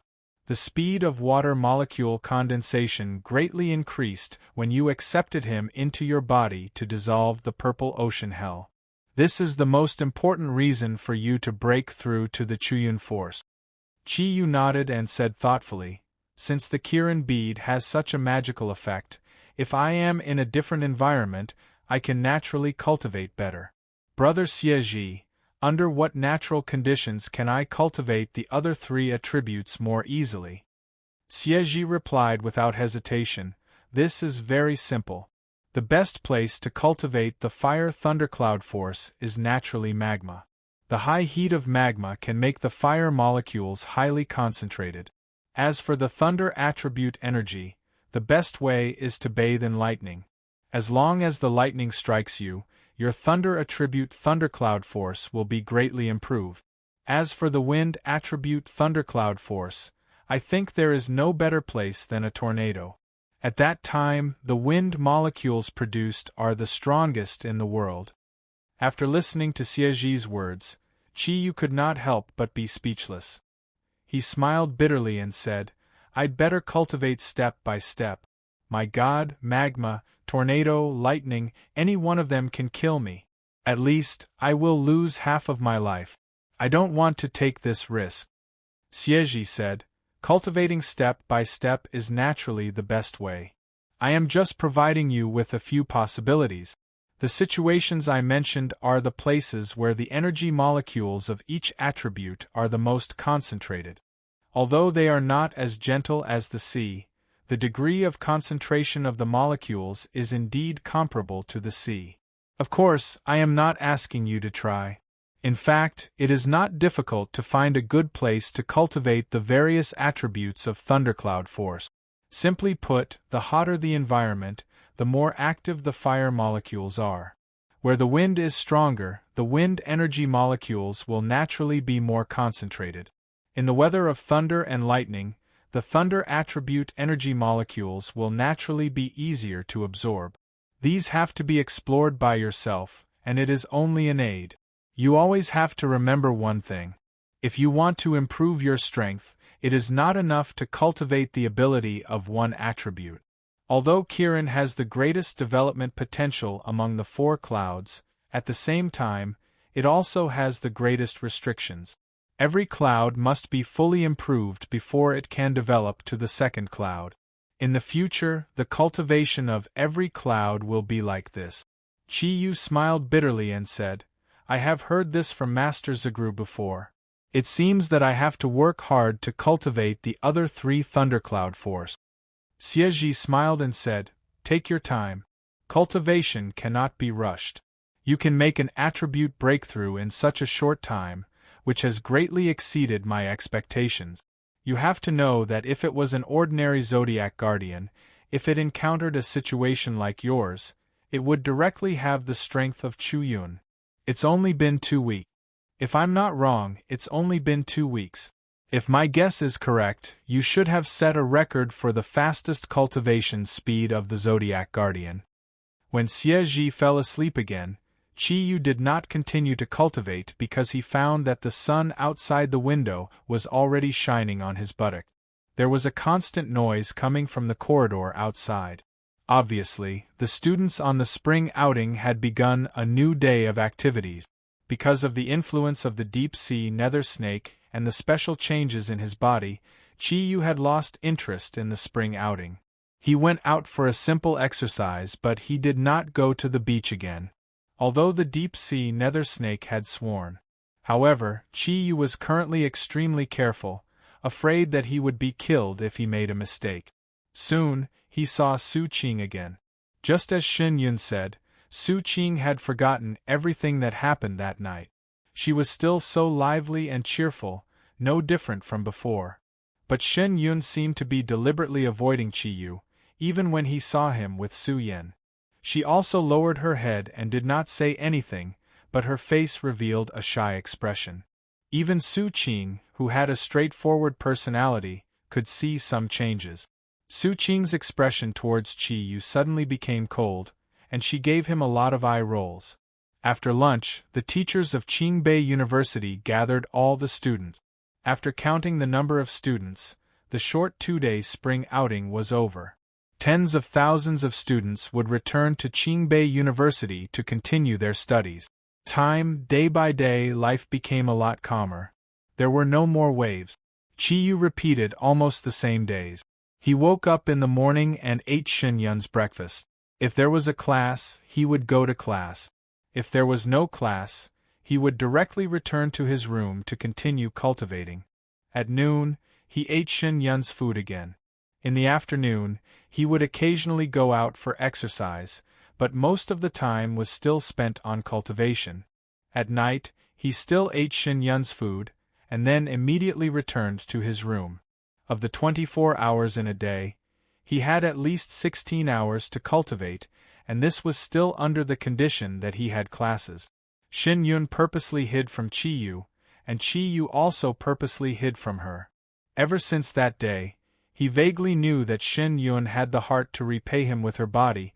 For some reason, Chi-yu always felt a little uneasy in his heart. Judging from the situation when he kissed Shin Yun that day, she was not a simple woman of the same sex. Her sexual orientation should be two-way. At the very least, when he was intimate with her, her body also had a very strong reaction. If it was in the past, Chi-yu would have already found an opportunity to provoke Shin Yun, but after experiencing the matter of the deep-sea nether snake, he had matured a lot. Although he still desired the opposite sex, he did not dare to really have anything happen with Shin Yun. In his subconscious, he was afraid of two words, and that was responsibility. Chi-yu was a person who liked freedom. His heart was always floating. Although Shin Yun gave him the feeling of being at home, he did not really want to have a stable girlfriend. Of course, this was only one of the reasons. In the depths of Chi-yu's heart, although Kiran's bloodline was noble, he knew that his own ability was still too weak. With this kind of him, even if it was Kiran, could he be worthy of Shin Yun? Because of his own reasons, there were more or less some sequelae from being intimate with Shin Yun, which made Chi-yu's cultivation even more diligent. The habits of a ruffian seemed to have been completely restrained. The dormitory door opened, followed by a bang. Chi-yu ate the instant noodles that he had just cooked, while watching Su Qing walk in from the outside with a gloomy face. "Qing-er, you're back. Do you still have classes in the afternoon?" Chi-yu asked with a smile. Today, Shin Yun's physics and thermal department had organized a visit to a large company related to physics and thermal technology. Without a super chef overseeing things, Chi-yu could only eat some instant noodles to solve his stomach problem. Su Qing threw her bag on the sofa and snatched the noodles from Chi-yu's hands. She said with slight annoyance, "All right, stop eating. I have something to say to you." Chi-yu was stunned and said, "What's the matter? Just say it. There seems to be something wrong with you these days. Miss Qing, even if I touched something that I shouldn't have touched in the sea that day, you don't have to wear a long face all day." As he spoke, he also glanced at Su Qing's chest with a smirk. Su Qing stared at him coldly. "Who's blaming you for that day?" "Chi-yu, I've been waiting for this opportunity for a long time. Today, Sister Yun isn't here, so I'm going to ask you what's going on." Chi-yu said in surprise, "What do you mean what's going on? I don't know what you're talking about." Su Qing snorted and said, "Don't play dumb with me. I'm asking about you and Sister Yun. What did you do to Sister Yun?" "Humph, if I'm not wrong, something must have happened on the night of the swim. I only remember going back to sleep that day, but in a blur it doesn't seem that simple. Did you do something bad to Sister Yun?" Chi-yu was shocked, but after listening to Su Qing's words, his heartbeat calmed down a little. "I'm innocent, Master. What could I do to Sister Yun? I eat Sister Yun's food every day, and I'm very grateful to her. Do you think I'm the kind of person to do bad things?" Su Qing clearly didn't want to give Chi-yu any face, and said without hesitation, "Of course you are. You're the most likely person to do bad things I've ever seen. You're shifty-eyed, and you only know how to look at things that you shouldn't." Chi-yu was speechless, and looked at Su Qing helplessly. Su Qing took a few steps forward and stood in front of Chi-yu saying, "Tell me the truth. What happened between you and Sister Yun? Don't think I can't tell. Ever since you came back from Beidave, the way Sister Yun looks at you has changed, and she's always in a trance. Only when she hears your name and when you're cooking will she become normal." Even what?" Chi-yu asked curiously. Su Qing blushed, "Nothing. In any case, I think there's something wrong between the two of you. Tell me the truth." Chapter 32. You scoundrel. Su Qing grabbed the ashtray that Chi-yu bought on the table and raised it up high. "Are you going to tell me or not? If you don't, I'm going to use violence." How could Chi-yu not understand why Su Qing was like this? She and Shin Yun could be said to be a same-sex couple. Shin Yun's mood had been very unstable recently because of his relationship. Of course, she could sense it. As a result, the first person she thought of was him. "Qing, I really don't know what you want me to say. There's nothing going on between me and Sister Yun. If you don't believe me, you can ask Sister Yun. Chi-yu looked at Su Qing helplessly. He knew that although Su Qing had a short temper, she wouldn't really make a move on him. Moreover, she was a girl. Even if she made a move, what could she do? Su Qing slammed the ashtray in her hand on the table. The expression on her face suddenly changed. Her pretty face that was originally red from anger and agitation suddenly turned white. Chi-yu. She lowered her head and looked at Chi-yu's eyes. Her voice became much softer. Seeing Su Qing like this, Chi-yu was shocked. Don't, my big miss. Don't be like this. Why do I feel like you're not normal? He was already used to the cheerful Su Qing. She suddenly became gentle. Chi-yu suddenly had a strange feeling in his heart. Chi-yu, I want to discuss something with you, Su Qing said in a pleading tone. Chi-yu said, Go ahead. But, can you not use this tone? I feel awkward. Su Qing looked at him with a complicated expression. Can you move out of here and apply to the school for a change of dormitory? Qing, are you sure? Chi-yu stared at her, dumbfounded. Su Qing said, I'm not joking. I really want you to move out of here. I don't want to see anything happen between you and Sister Yun. She finally said what was in her heart. Chi-yu's expression changed. Qing, you have to understand that this is a dormitory. I don't think I've caused you any trouble since I moved in. Why do you want to move out? Su Qing glared at him and said, You've already brought me trouble. I'm begging you, just move out, okay? No, there is something else to discuss with her. Absolutely not. Chi-yu flatly rejected Su Qing's unreasonable request. He vaguely understood that Su Qing said this because she was afraid that he would snatch Chen Yun away. However, the main reason why he lived here was because of Ming Ming. Ever since he had seen the strength of the fierce beasts, he understood. Before he became stronger, he indeed needed protection. At the same time, he felt somewhat indignant. Regardless of whether it was Qing Wu or Chen Yun, he had a good impression of both of them. He never expected that Su Qing would actually chase him away. Chi-yu was a stubborn person. He didn't listen to Su Qing anymore. After rejecting her, he immediately got up and walked to his room. Before Chi-yu closed the door, he vaguely heard Su Qing say hatefully, You will regret this. I will make you move out. In the face of love, there were times when people would become blind and unreasonable. It was the same for same-sex love. Facing a rival in love. Su Qing's heart could no longer remain calm. Chi-yu didn't pay attention to her. He closed the door and directly sat on the bed to begin his afternoon training. The tour ended. Just as he returned to Qingbei University, Chen Yun somewhat impatiently walked back to the dormitory. She didn't cook for them at noon. She didn't know what they ate. Ever since she returned from Beidaihe, the scene of Chi-yu appearing as Kirin always lingered in her mind. Especially the intimate contact later on, it left an extremely deep impression in Chen Yun's heart. Although she was avoiding Chi-yu, she couldn't help but admit that Chi-yu's figure was becoming more and more profound in her heart. It was even comparable to Qing-er's position in her heart. Could it be that I really fell in love with that ruffian? Chen Yun's heart became even more chaotic.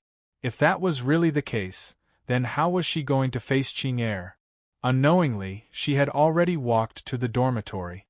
Just as she was about to enter the building, a mournful scream suddenly rang out from the dormitory. Help! Chen Yun's heart immediately skipped a beat. Possessing the psionic storm ability, she immediately recognized this voice as Qing-er's. Without any hesitation, she immediately sped up and rushed into the dormitory. Chen Yun wasn't the only one who heard this scream. At this time, most of the students at Qingbei University had already finished their classes. The dormitory had also become a lot more lively. The sudden scream immediately attracted the attention of many students. A few enthusiastic students didn't hesitate to run towards the source of the sound. Chen Yun rushed to the dormitory's door as fast as she could. There were at least 10 students who rushed over with her. Most of them were men, and some of them were even holding weapons like mop cloth. The dormitory's door was open. When Chen Yun rushed in, she was immediately stunned by the scene in front of her. Su Qing fell to the floor of the hall. She only had underwear and a bra on her body. Her alluring body was completely exposed. Her torn clothes were everywhere in the hall. Su Qing's originally charming face was filled with fear. Her hands were wrapped around her chest, and her delicate body was curled up and trembling slightly. Chi Yu stood beside Su Qing and looked at her with a lifeless gaze. "Big Sister Yun, save me. He wants to rape me." When Su Qing saw Chen Yun, she immediately crawled up from the floor and rushed to her side, as if she had seen a relative. Her delicate body trembled even more violently. It was obvious that she was already extremely afraid. The male students who came to the dormitory with Chen Yun angrily rushed in and surrounded Chi Yu. Although most of them stole a few glances at Su Qing, the anger on their faces was very real. Beautiful women had always been the darling of all the male students in the university. How could they not be angry when something like rape actually happened? Chen Yun took off her jacket and covered the frightened Su Qing's body. She softly said, "Qing, it's all right." As she said that, her gaze once again fell on Chi Yu. The light in her eyes suddenly became a lot colder. "Chi Yu, I need an explanation." At this time, Chi Yu woke up from his daze. He deeply looked at Su Qing. Su Qing lowered her head, not daring to meet his gaze. "Big Sister Yun, do you still need an explanation? I think you all already determined that I did something." Chen Yun's complexion became pale. Her eyes that were filled with disappointment carried an intense sorrow. Why did you do this? Chi Yu, could it be that you are really a hoodlum? Could it be that I really misjudged you? Send him to the Academic Affairs Office to be dealt with. Our Qing Bei cannot have such a disgrace. A bespectacled male at the side shouted angrily. His words immediately resonated with the other students. For a moment, all the spearheads were pointed at Chi Yu. Chi Yu looked at Chen Yun, as if he didn't hear the words of these students. His voice was a little low and even a little hoarse. "Big Sister Yun, do you believe that I would do this?" Chen Yun was slightly stunned. She looked at Su Qing with a complicated gaze, then looked at Chi Yu. Of course, she didn't want to believe that all of this was true, but the truth was placed in front of her eyes. How could she not believe it? Chi Yu obtained the answer from Chen Yun's eyes. He closed his eyes and took a deep breath. When he opened his eyes again, they were filled with an ice-cold light. A few male students had already approached Chi Yu. They reached out their hands to grab his arm. Scram! Chi Yu glared. His entire body emitted a sharp aura. The few male students who wanted to grab him immediately stopped breathing. They subconsciously took a few steps back. "I will leave by myself. I will go to the Academic Affairs Office." As he spoke, he took large strides towards the door. When he passed by Chen Yun and Su Qing, he paused for a moment. His gaze flashed across Su Qing's pale face. "I will remember everything that happened today." After saying that, he raised his head. Without hesitation, he walked out of the female dormitory that he had lived in for a month. Chi Yu knew that from the moment he stepped out of the dormitory, he would never be able to return to this place again. The male students all followed Zhang Yu out. They didn't believe that a rapist would apologize by himself. One by one, they followed beside Chi Yu, escorting him to the Academic Affairs Office. "Big Sister Yun, I'm so scared."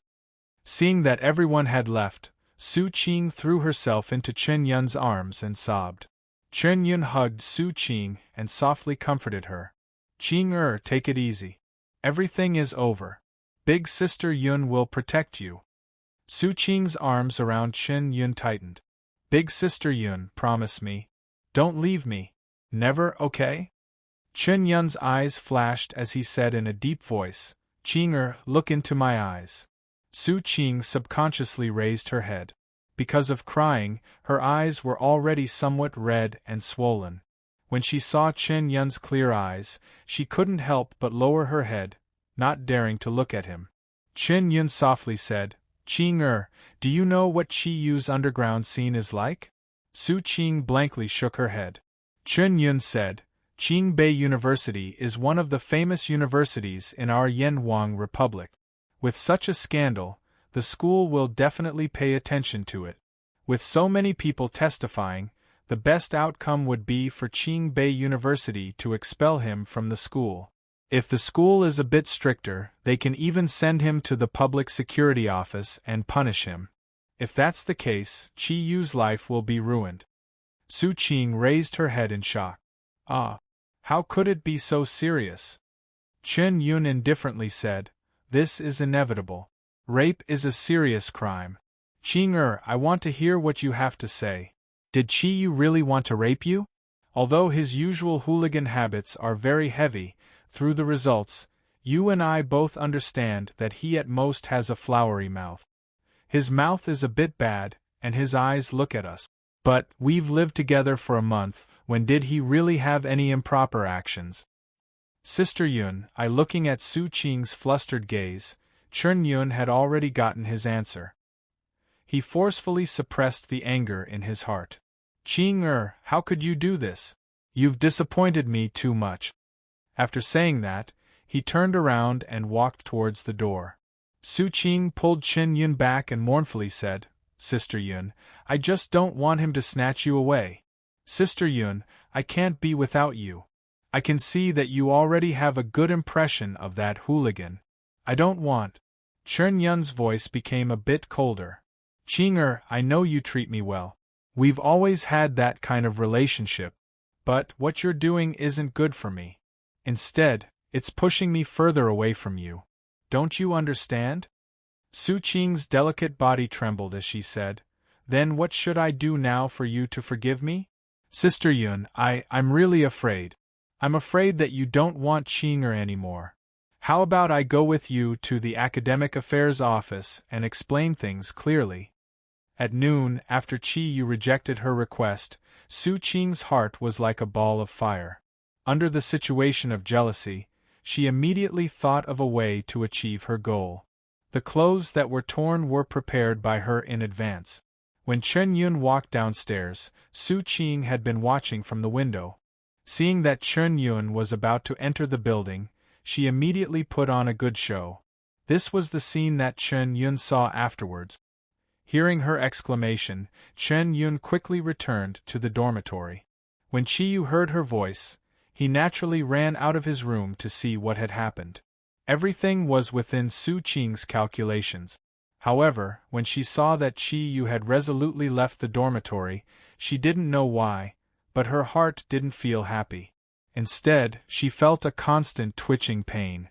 Seeing Su Qing's flustered appearance, Chen Yun's heart couldn't help but softly shake his head and say, "No, you can't go. If you go and explain, maybe Chi Yu will be fine. But if you use this method to frame a classmate, the school won't forgive you. Perhaps this is Chi Yu's fate. You don't need to explain. I'll go talk to Chi Yu. Right now, I just hope that he doesn't receive any criminal punishment. If he's really taken away by the police, then you have to come out and clarify things." Walking out of the Academic Affairs office, for some reason, Chi Yu's heart felt a little relaxed. It's over. It's over. It's only been a month of his anticipated university life, but it's ended in such a way. Although he thought that Su Qing would think of a way to force him to stay away from Chen Yun, he didn't think that it would come so quickly and in such an extreme manner. Because Chi Yu was introduced by Hai Ryue, who contributed a lot to Qingbei University. Therefore, after a difficult discussion, the Academic Affairs Office decided not to call the police. But there were so many students present as witnesses. No matter what, the school had to give an explanation. After weighing the pros and cons, expulsion was clearly the best choice. He was ordered to return to Suhi to pack his things and leave Qingbei University. Cancel his student status. Return to pack his things? No, he didn't have anything to pack. All of his money had been saved in his bank card a few days ago. As for those few pieces of clothing, it didn't matter. Since he was expelled, the book that Qingbei University gave him was naturally useless. He really didn't want to face Su Qing and Chen Yun. If the one who framed him today was a man, perhaps Qi Yu would use the most intense method to take revenge. Offending a hoodlum was definitely not something that could be easily dealt with. But Su Qing was a woman, and a beautiful one at that. Qi Yu had always thought that men who hit women were the most tasteless. He naturally disdained to do such a thing. The only thing that he couldn't bear to part with was the feeling of home. After all, the dormitory was not his home. Walking on the road, Qi Yu couldn't help but be at a loss. He didn't know where he should go. The basement that he lived in had already expired. Naturally, he couldn't go back. He also didn't want to go back to that place. Go back to Longyu Courtyard? No, he couldn't go back there. Hai Ryue might have already received the news of his attempted rape. She might even give him a cold face. Who would believe him? In their eyes, he was more of a good-for-nothing hoodlum. Without Kiran's bloodline, they probably wouldn't even look at him. Thinking of this, Qi Yu couldn't help but laugh at himself. Qi Yu. A voice awakened Qi Yu from his thoughts. He raised his head in surprise and looked towards the direction of the voice. Wenwei was like the first time she saw Qi Yu. She was holding a few books in her arms and walked towards him. "Hello, Teacher Wen," he said. What happened before made Qi Yu no longer have the mood to appreciate the beauty. The place where Wenwei taught was very close to where Qi Yu taught. They could often see each other. She was also one of Qi Yu's main targets of appreciation. Every time they met, they would greet each other. They were more or less familiar with each other. "Qi Yu, where are you going? You don't look too good. Did you get into trouble again?" Wenwei looked at him curiously. Qi Yu smiled bitterly. "Let's not talk about it. I still have things to do. You will know soon. Teacher Wen, I hope we will have the chance to meet again." Finished speaking, Qi Yu took large strides towards the outside of Qingbei University. He didn't know why, but he really wanted to leave this university as soon as possible. Wenwei looked at Qi Yu's back and couldn't help but frown. She muttered, "What's wrong with him?" Walking out of Qingbei, Qi Yu took out his phone from his pocket. He hesitated for a moment before dialing a number. "Hello, who is it?" A loud and clear voice came from the other side of the phone. "Wicked. It's me." "Teacher, why did you think to call me? Is something the matter?" It's nothing. I was expelled from Qingbei University. If you have time, chat with me for a bit." "What? You were expelled?" "It can't be." "Sure, Bo, what happened?" Jida hurriedly asked in surprise. "Enough. Don't ask. I don't want to say. Wicked. I only ask you one thing. Do you trust me?" "I didn't do anything wrong." Jida said without hesitation, "Of course I trust you." "Teacher, do you still remember the scene when you broke the wall with one punch? At that time, the righteous aura that was emitted from your body had already proved your character." Qi Yu's heart warmed. He secretly sighed. "In this world, there are still people who believe in me." "Teacher, where are you now? I'll go find you." Qi Yu turned around and looked at Qingbei University behind him. He said, "I'm at the entrance of Qingbei University. How about this? I'll keep walking south. Come and pick me up. I want to drink some wine now." "All right. Then wait for me." After hanging up, Qi Yu's mood immediately relaxed.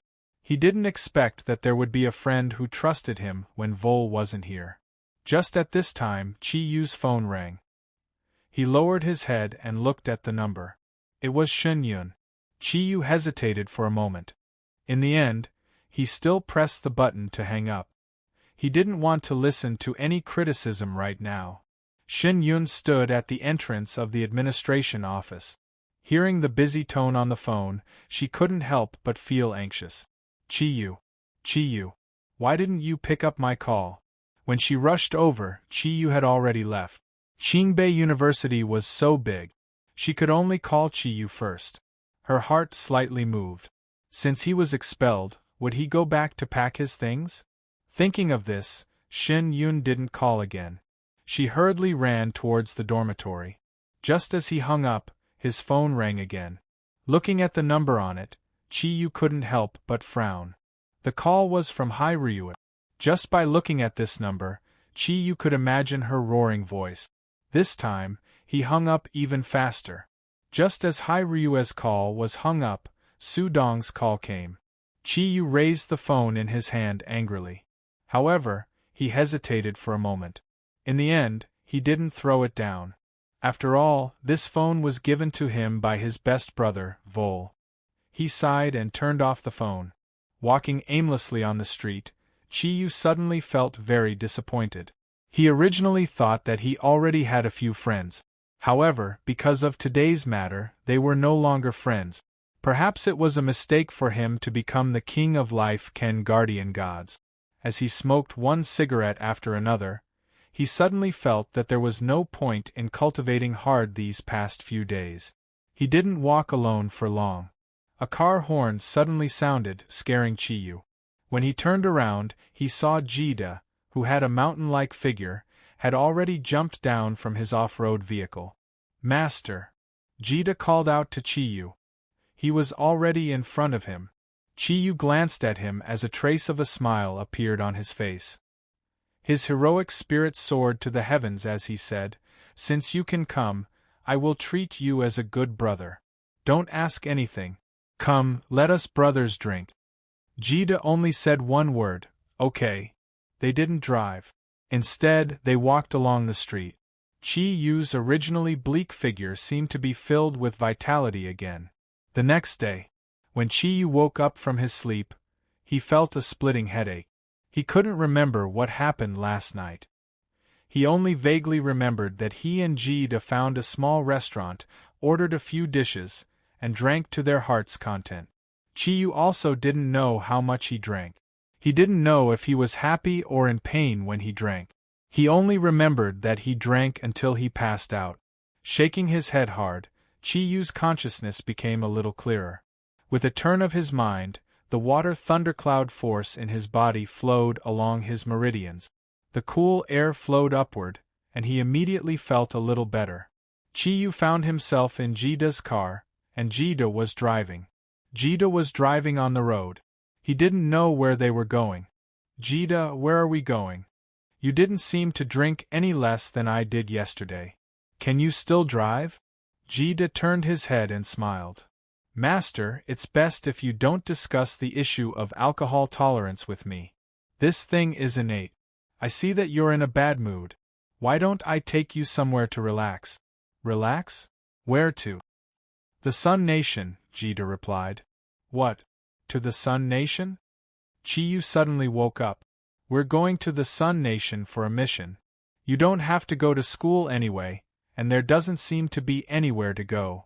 Just think of it as coming with us. How about it? Are you interested? If you don't want to, I'll send you back to the Dragonfield courtyard. We're on the airport highway now. It's not too late for you to decide." "Forget it, I don't want to face T-Rex's cold face. Sun Nation, so be it. But what are you going to do with those Re-Clan people? Do you want to cause some damage to them?" The thought of causing damage to the Sun Nation that he had always hated, Chi-Yu suddenly became spirited. Jida laughed and said, "We're not going to cause damage. This mission is very important. The goal is to rescue someone. Last time you showed your power at my house, and made my old man squint. As the king of the Zodiac guardian gods, if you come with us, the chances of success will naturally increase." Chi-Yu naturally knew that Jida overestimated his ability, but he didn't explain anything. He only asked curiously, "Who is so important that the yellow flame soul is mobilized?" Jida said seriously, "The person we want to rescue is Professor Guan Ping, who studied in Japan." Professor Guan Ping was an expert in genetic research. Although he was only 29 years old this year, he had an extremely high status in the world of genetics. A few days ago, the Domestic Security Department suddenly received a call from him. He said that he had made a very wonderful new discovery in genetics. However, the Sun Nation had already found out about this, and they were probably going to do something bad to him. In order to bring his research back to his motherland, he hoped that the National Security Department could send someone to fetch him back. I'm afraid the Sun Nation is already making a move against him, so we must act quickly. They had to rescue him before the Sun Empire truly took action against him. I see. How many people from the Yen Huang Soul are going this time? As the most mysterious organization in the Yen Huang Republic, Qi Yu had always been very interested in the Yen Huang Soul. Jida said, 4. What? Only 4? You're going up against an entire country, Qi Yu said in shock. Jida chuckled and said, Master, you'll soon see the power of the Yen Huang Soul. Although there are only 4 of us, it's enough to rival thousands of soldiers and horses. The 4 people participating in this operation, including me, are the mechanical soul, the computer soul, the metal soul, and the heavenly soul. Big Brother Heavenly Soul will be in charge of the entire mission. I've already informed him that we'll be bringing you along. The country's higher-ups value the Zodiac Guardians as much as the Yen Huang Soul. Therefore, Big Brother Heavenly Soul quickly agreed to my proposal. He's also very interested in the Zodiac Guardians. Qi Yu smiled and said, I'm also very interested in them. Let's go to the Sun Nation. Who knows, it might be a new beginning for me. I've been training hard all this time, and the abilities I've learned should be of some help to them. After arriving at the airport, Jida parked the car in the underground parking lot, and the 2 of them went directly to the airport's VIP waiting hall. When Jida brought Qi Yu to the 3 of them, Qi Yu was immediately surprised. Jida, don't tell me that they're your 3 companions. It was no wonder that Qi Yu was so surprised. The 3 people in front of him, no matter which one it was, did not look like a powerhouse with powerful abilities. The first one was a young girl who looked to be about the same age as Vol. She had a petite figure and an angelic appearance. Qi Yu could only think of 2 words to describe her: cute. The other 2 were even more interesting. One of them was a young man who looked to be about 18 or 19 years old. He had dyed his hair with a head full of colors, and it was unknown what method he used to make his hair stand up. His holy clothes gave him a very unique personality. His nose, ears, and lips all had small silver rings. Looking at him, Qi Yu could not help but think of the street thugs he used to see when he was still a hooligan. If he were to classify them, this guy could at most be considered a big thug. The last person was not tall. He looked to be about 30 years old. He was plump and could definitely be as beautiful as Vol's mother. He wore a pair of glasses on his face, and a pair of small eyes revealed a humble light. If one were to use 4 words to describe him, Qi Yu could only think that he was fat. These 3 people, could it be that they were the masters of the Yen Huang Soul? Chapter 33. Qi Yu was dumbfounded. In his opinion, even if the 3 people in front of him were the elites of the Yen Huang Souls, he would think that the chubby middle-aged man was the most likely one. He did not expect Jida to say that this young man was a heavenly soul. The 3 people in front of him stood up from where they were sitting. The young man who looked like a hooligan extended his hand to Qi Yu. Hello, I'm a heavenly soul. His voice was very deep, and it gave off an oppressive feeling that did not match his appearance. Qi Yu was sizing them up, and they were also sizing up Qi Yu. After the 2 of them shook hands, the heavenly soul's eyes revealed an indifferent light. Little brother, you must be suspicious of my appearance. This is to hide my identity, and I have no choice. Come, sit down. There's still some time before boarding. Let's talk. Qi Yu sat down beside the 3 of them. Jida then continued to introduce. This beautiful lady is a plant soul, and this chubby one is a computer soul. There was a word in his mouth. This was how Qi Yu felt now. That fatso with a big head and intestines was actually a computer soul? Looking at his chubby hands, it was hard to imagine what it looked like when he typed on the keyboard. It seemed that one really could not judge a book by its cover. The computer soul smiled at Chi-yu. Hello, I've heard Jida mention your name a long time ago. I didn't expect you to be so young and promising. It's really rare. Speaking of which, I've always been very curious about the Guardian of the East. If there's a chance, let's get to know each other better. Fatso's chubby face trembled slightly as he smiled. It was easy to give people a sense of closeness. The plant soul was silent, which did not match its age. It sat at the side without saying a word, as if it had not heard anything. Chi-yu turned to look at the heavenly soul. Brother Heavenly Soul is about the same age as me. You're much more capable than me. Don't listen to Jida's boasting. I actually don't have any abilities. He was speaking the truth, but the three souls heard it as modesty. The Heavenly Soul smiled and said, Brother Chi, it's just that I look young and my outfit that you misunderstood me.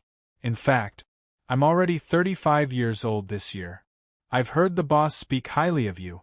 You're definitely young and promising. Chi-yu gaped at Tianhun. He had never imagined that the young man in front of him was already 35 years old. Boss, who's the boss?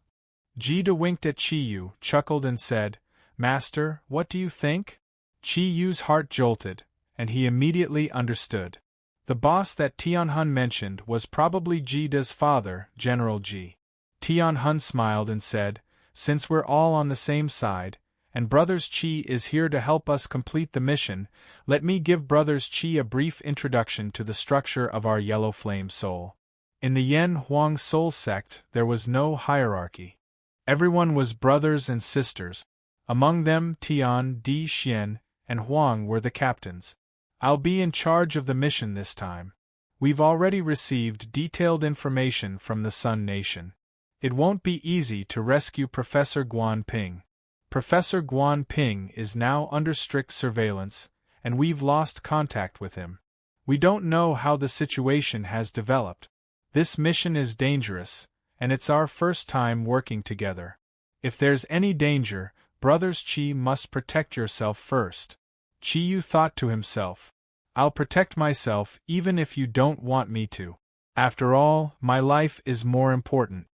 However, up until now, he did not think that this mission would be difficult. If rescuing the professor was really difficult, would the Yellow Flame Soul sect only send 4 people? Chi-yu did not know that as the most elite and mysterious special organization in the Yanhuang Republic, the strength of the Yellow Flame Soul sect was far beyond his imagination. I'll try my best. Brother Tianhun, how long will it take for us to return from the Sun Nation? Although what happened at Qingbei University had somewhat disheartened him, he did not forget the gathering at Tianxiang Mountain 2 months later at Guijianzhou. As he continued to cultivate the ascending Qilin technique, Chi-yu's sense of responsibility had imperceptibly increased a lot. Tianhun muttered, That's hard to say. The mission was completed smoothly. Perhaps we'll be able to return in 10 days. If things don't go smoothly, we might even be delayed for several months. Luck is very important. Chi-yu nodded but did not say anything else. His eyes inadvertently swept across the little girl who was called a plant soul and could not help but reveal a trace of curiosity in his eyes. Tianhun smiled and said, Plant souls are born without sound, so she can't converse with you. Please don't take it to heart. Chi-yu was shocked. He looked at the plant soul in a different light. Such a cute little girl was actually a mute. God was so unfair. He unconsciously revealed a trace of pity. How can I take it to heart? The plant soul sister is so pitiful. Regardless of whether it was Jida, Tianhun, or the computer soul, their expressions could not help but become a little strange. They looked at Chi-yu as if they were looking at a Martian. The plant soul's gaze met Chi-yu's pitiful gaze and was slightly stunned. Very quickly, she lowered her head. At this moment, an announcement sounded. Flight DH-6892 to the Sun Nation has arrived. Passengers, please prepare to board. Tianhun stood up and patted Chi-yu's shoulder. Let's go. We're about to board the plane. We should try to talk as little as possible in front of outsiders. This communication device is for you. As long as you're on Earth, we'll be able to locate you at any time." As he spoke, Tianhun handed Qiyu a platinum ring that looked like a general escape. Qiyu tried it on. The ring fitted perfectly on his left pinky finger. The five of them followed the crowd and walked toward the boarding area. They weren't in first class or economy class, but business class, which was in between. The five of them were spread out. Qiyu and Jida sat together, while the other three souls sat in different corners. Because it was an international flight, the plane this time was obviously much more luxurious than the one Qiyu had taken last time. Half an hour later, with a strong push, the large passenger plane took off and rushed into the blue sky with a slight vibration. Qiyu sat by the window, watching as the capital grew smaller beneath his feet. His body began to tremble. This acrophobia was not something that could be cured in a short time. In the morning, because of his hangover, his mind was still a little fuzzy, so he casually agreed to go to the Sun Nation with Jida. Now, he was beginning to regret it, and the expression on his face began to change. Jida looked curiously at Qiyu and said, "Master, what's wrong with you? Are you still not feeling well after drinking yesterday?" Qiyu shook his head with a bitter smile and said, "I'm afraid of heights." Jida was stunned at first, then he held back his laughter and said, "Oh, I see." Qiyu said unhappily, "Why, is it embarrassing to be afraid of heights? Don't laugh at me." Jida hurriedly said, "Why would I? You're my master, I won't laugh at you. As a strong person, there will always be some flaws. This world is fair." Qiyu was speechless. To be precise, as the plane rose in altitude, he was already unable to speak. His body began to tremble uncontrollably, and his face became paler and paler. Cold sweat began to flow down his temples. Only then did Jida realize that Qiyu was actually afraid of heights. "Master, do you want me to help you?" Qiyu said reluctantly, "How?" Last time on the plane, there was Ming Ming, and under the influence of his lust, Qiyu was greatly distracted. But now, he wasn't so lucky. He couldn't ask to remember to exchange seats with the plant soul. Although Qiyu liked beautiful women, he only felt pity and sympathy for the plant soul that had lost its voice since childhood. Jida chuckled and said, "It's very simple. I'll just knock you out. If you don't feel anything, you naturally won't be afraid of height." Qiyu gave Jida a middle finger, F***ck, with that hand of yours. "If I don't grasp it well, won't I be beaten to death by you? I'll just bear with it." As he said that, he had already closed his eyes and placed his head on the seat in front of him. He tried his best to concentrate and slowly circulated the thundercloud force in his body, maintaining silence. During this period of time, because he had been working hard to cultivate, Qiyu's progress was very obvious. The water attribute thundercloud force had entered the one cloud realm because of the accident in the sea last time. The fire attribute thundercloud force and the wind attribute thundercloud force were also improving very quickly. They were not far from the one cloud realm. With Kiran's real cultivation method, Qiyu's progress was much faster than he had imagined. When he was cultivating, whenever he felt lonely, he would think about how he would be able to act like a pig to eat a tiger after he became stronger and scare Hyrule. He would immediately feel very good, and the feeling of loneliness would naturally disappear. Among the 4 attributes of thundercloud force, the only one that gave Qiyu a headache was the lightning attribute thundercloud force. His cultivation was to restrain his body's aura from the outside world and use his own thundercloud force to absorb various attribute energy molecules in the air.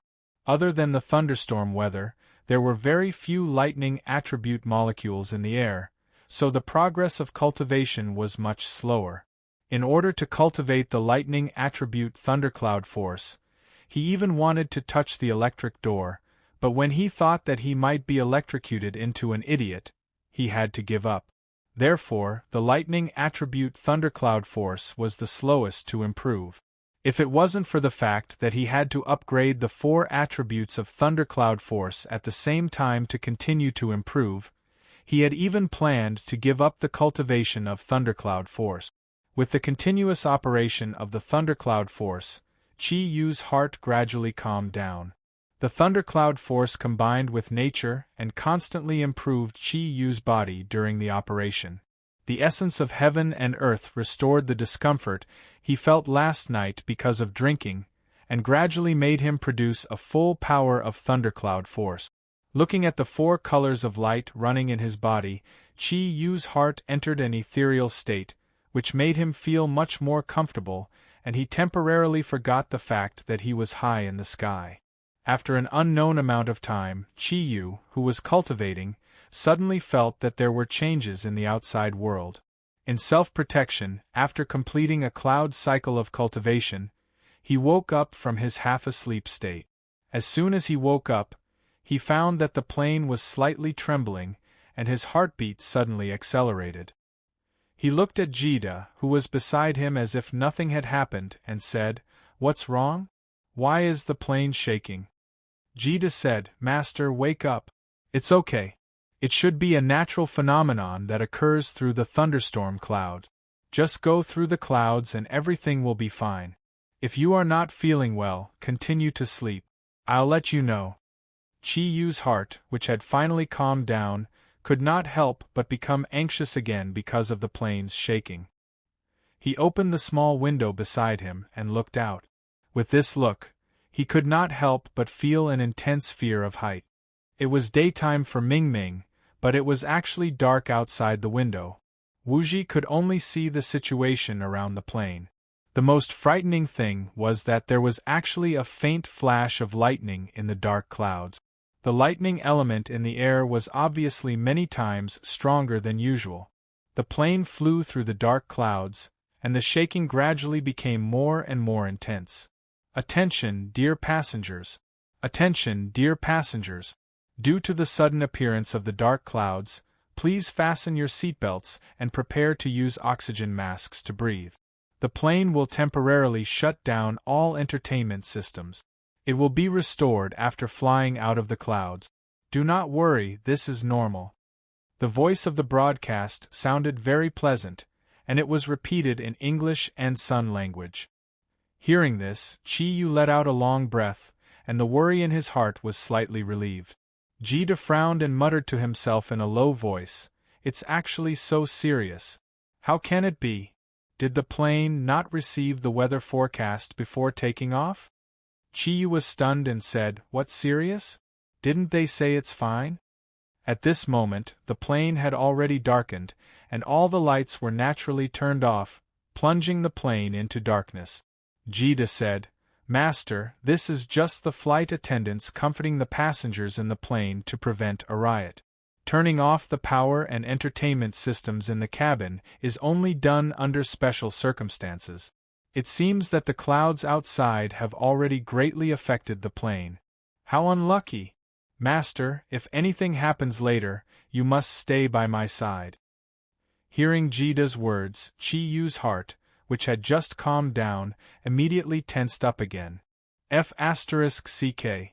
I haven't even implemented my plan to woo beauties, and I don't even have a wife. I won't die before I succeed, right? Jida smiled bitterly and said, "Master, no one could have thought of this. Of all the means of transportation, planes should be the safest. No one could have thought that something like this would happen. Don't worry, even if there really is danger, we have emergency measures. With Big Brother Tianhun here, nothing will happen." How could Chi Yu be at ease? Because of his natural fear of heights, his emotions were already very chaotic. The plane's vibration was getting stronger and stronger. Through the small window, Chi Yu saw the lightning outside the window and the clouds flying past the plane several times. Every time, the plane would shake violently. He really didn't dare to imagine what would happen if the lightning struck the plane. Just as Chi Yu was panicking, his body suddenly reacted. The thundercloud force, which had always been quiet during his usual cultivation, suddenly became restless. Chi Yu didn't try to control it, but it operated on its own. At the same time, the Kirin bead on Chi Yu's chest also began to heat up, and waves of numbness were constantly transmitted from the Kirin bead to Chi Yu's body. Chi Yu's mind suddenly lit up. Right. It was obviously the best time to cultivate his lightning attribute cloud power in this situation. Furthermore, the lightning attribute cloud power had the ability to absorb the lightning particles between heaven and earth. If he could absorb all the lightning outside, wouldn't he be able to get out of this dangerous situation? Due to his nervousness, he didn't think about it carefully. As soon as he found a possibility to solve the trouble in front of him, he immediately acted. In the darkness, Jida faintly saw a purple light flash in Chi Yu's eyes. Then, a huge energy magnetic field suddenly appeared around his body. This sudden change gave Jida a fright. He hurriedly reached out to pull Chi Yu, but the moment his hand touched Chi Yu's body, an intense numbness instantly spread through his body, causing his hand to bounce away. If not for Jida's seatbelt, the sudden bouncing force would have sent his entire body flying out of the car. Even so, half of his body was completely paralyzed. Chi Yu was extremely bold. Not only did he not restrict the operation of the thundercloud force in his body, but he concentrated all his thoughts on the lightning force and pushed it with all his strength. The other three attributes of the thundercloud force were controlled by him and disappeared into his dantian. Only the purple thundercloud force of the thunder attribute rotated wildly around the light pulse. The most fundamental fusion traction ability of Kirin's bloodline was naturally activated. At the same time, he released his breath and unscrupulously attracted the lightning molecules in the outside world. With his body as the center, he introduced these lightning molecules directly into his body. Don't! Xieji's scream just sounded in Chi Yu's body, and it was instantly drowned by the unimaginable lightning energy molecules. If the thundercloud force in Chi Yu's body was originally a stream, then the thundercloud force had now become a big river. Chi Yu was too reckless. Before he acted, he did not think about how powerful the lightning in the air was. Although most of the lightning was only produced by the friction of the clouds, the lightning molecules produced in that instant were extremely terrifying. Not to mention him, even the real nine-cloud Kirin, as long as he was not of the thunder attribute, he would not compete with such power. The cabin suddenly lit up and was filled with an intense purple light. The purple light brought with it snake-shaped lightning that revolved around every corner of the cabin. If there were people outside the plane now, they would be horrified to see that in this vast dark cloud, all the lightning rays were rushing towards the plane like crazy. For a time, the plane became the center of the entire dark cloud. Of course, it was the center of the lightning. Not only had the cabin changed, but the outside of the cabin had also turned purple. The huge roar of thunder and lightning sounded continuously, and each tremor seemed to tear the plane apart. When Chi Yu's body had just opened to absorb the lightning, there were already changes. When the unimaginably huge thunder and lightning surged into his body, almost everyone on the plane, including the flight attendants, fainted amid the flashing electric light. Perhaps it was because he was in the eye of the lightning, but Chi Yu's mind was still clear. However, he realized that his body was no longer under his control. That huge amount of lightning-attributed molecules had already filled every single one of his cells. The Kirin bead in front of his chest had become the gathering place of these huge thunder and lightning forces. Thinking of Xieji's last word, Chi Yu suddenly woke up. Oh my God! What did I do? I actually wanted to directly absorb the lightning in the clouds. He felt the electricity that was constantly passing through his body. He had already understood that if it were not for the Kirin bead on his body would have turned into charcoal. No, it should be said that the entire plane would have turned into charcoal. However, although the Kirin bead was one of the 8 artifacts of the Kirin clan, it had a limit. Ancestor Kirin, who created this Kirin bead, was also a 4-cloud Kirin. He did not specialize in thunder and lightning, and the Kirin bead that he left behind was definitely limited in the storage of thunder element energy molecules. What would happen if the influx of thunder and lightning reached its limit? Am I committing suicide? Chi Yu's body was completely numb, and he could not feel anything. His surroundings were completely covered in purple. At this time, in the face of the power of nature, not to mention him, only 2 out of the 4 experts of the Yellow Flame Soul were still conscious. One of them was the Heavenly Soul. At that moment, the Heavenly Soul's entire body was emitting a faint layer of white light. The surrounding lightning quickly slid past the edge of the white light and could not directly stimulate his body. However, under the strong pressure brought by the thunder and lightning, he could only maintain this state. On the other side, the other one who was still conscious was the plant soul.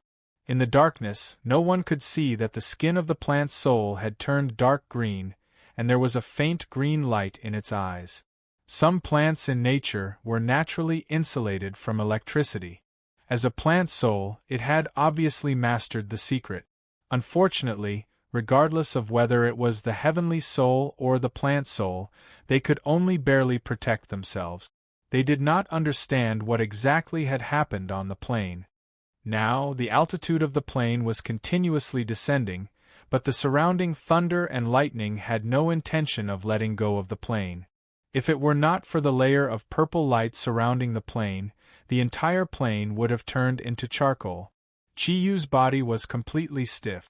The relic bead on his wrist emitted a gentle stream of air that flowed directly into the depths of his lungs, protecting his internal organs from being injured by the power of the thunder and lightning. However, this could only last for a while. As he could not control his body, even if he wanted to use the Kirin Red, he could not do so.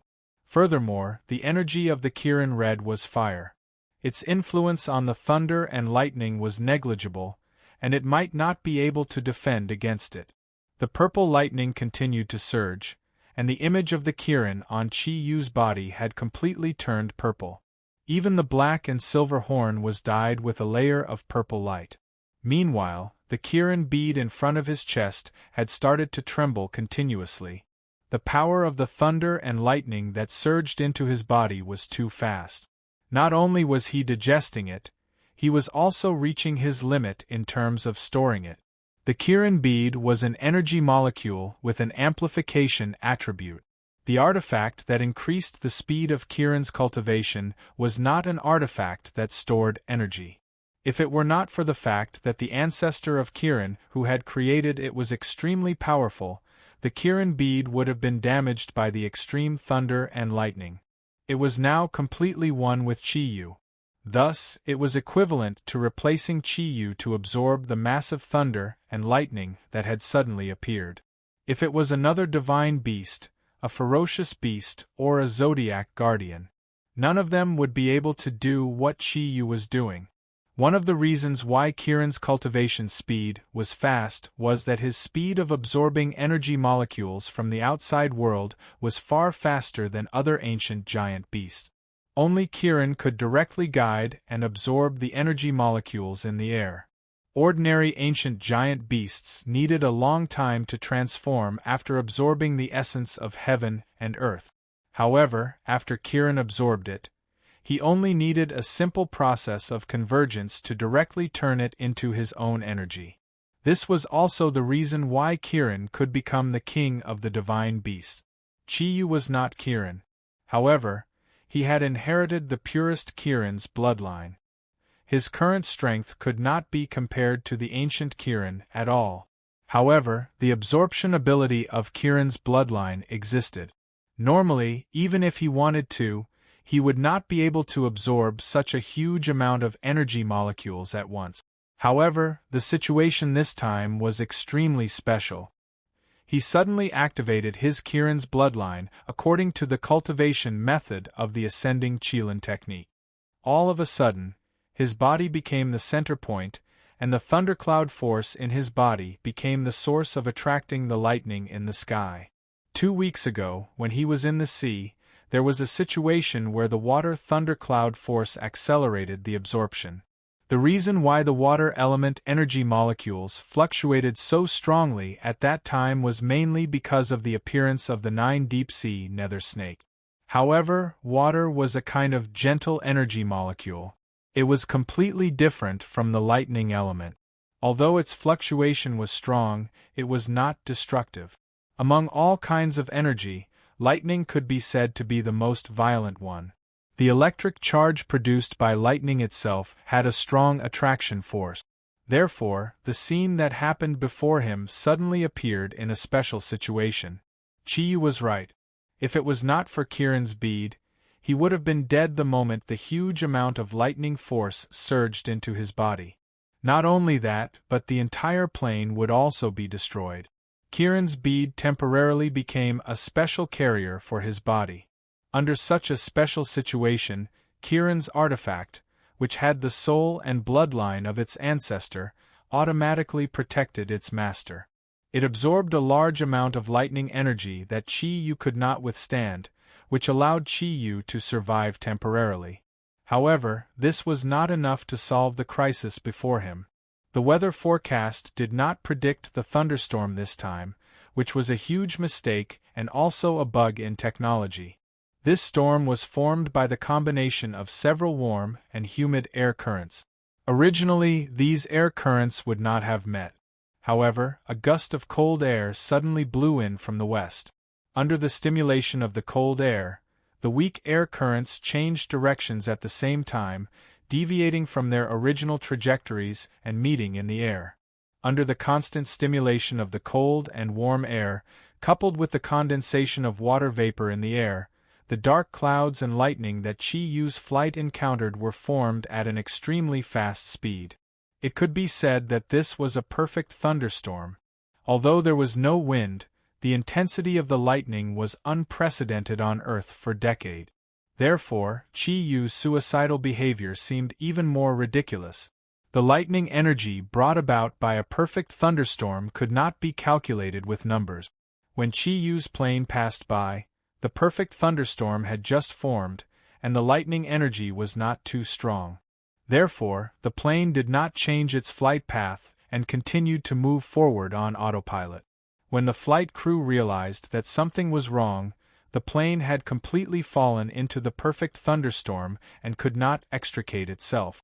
The Kirin's bead trembled more and more violently, and the entire bead had completely turned into a terrifying purple color, with lightning constantly flashing around it.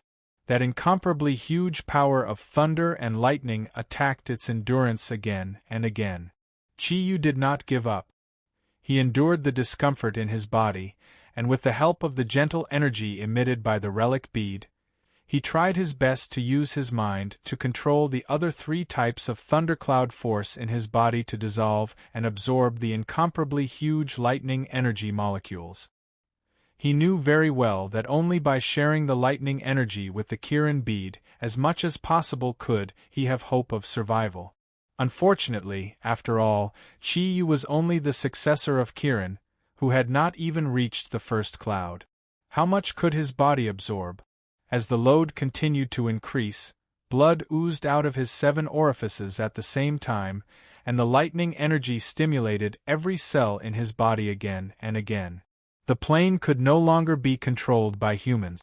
It trembled violently in the air, but because of the traction and suction of the lightning, the speed of the fall was not fast. However, the purple lightning could destroy the entire plane at any time. Chi-Yu was no longer in control of his own fate, but the entire plane. "Chi-Yu, I'm going to kill you." An extremely angry voice sounded from the depths of Chi-Yu's heart. Chi-Yu was stunned at first, and then he reacted. This voice did not come from Xieji, but the 9-headed deep-sea nether snake that he had taken into his body with the life incantation. Chi-Yu said with some self-mockery, "Haven't you been looking forward to this moment for a long time? If I die, you will naturally be free. Don't worry, I'm afraid I won't be able to hold on for long." "I'm so pitiful." The deep-sea nether snake repeated what it said to Chi-Yu for the first time. "Why am I always the one who gets hurt? After I met you, I was already unlucky enough, and now I was brought to the edge of the cliff by you." Although the deep-sea nether snake only had 1/10 of its strength after leaving the sea, it was still an ancient beast that had cultivated for 9,900 years. It was by no means comparable to Siege. The energy of its origin was much stronger than that of Siege. Therefore, even under such a huge pressure of lightning, it could still communicate with Chiyu. Chiyu was a little surprised and said, "What did you say? Aren't you looking forward to my death?" "Nonsense, of course I look forward to your death, but even if you die, you can't drag me down with you.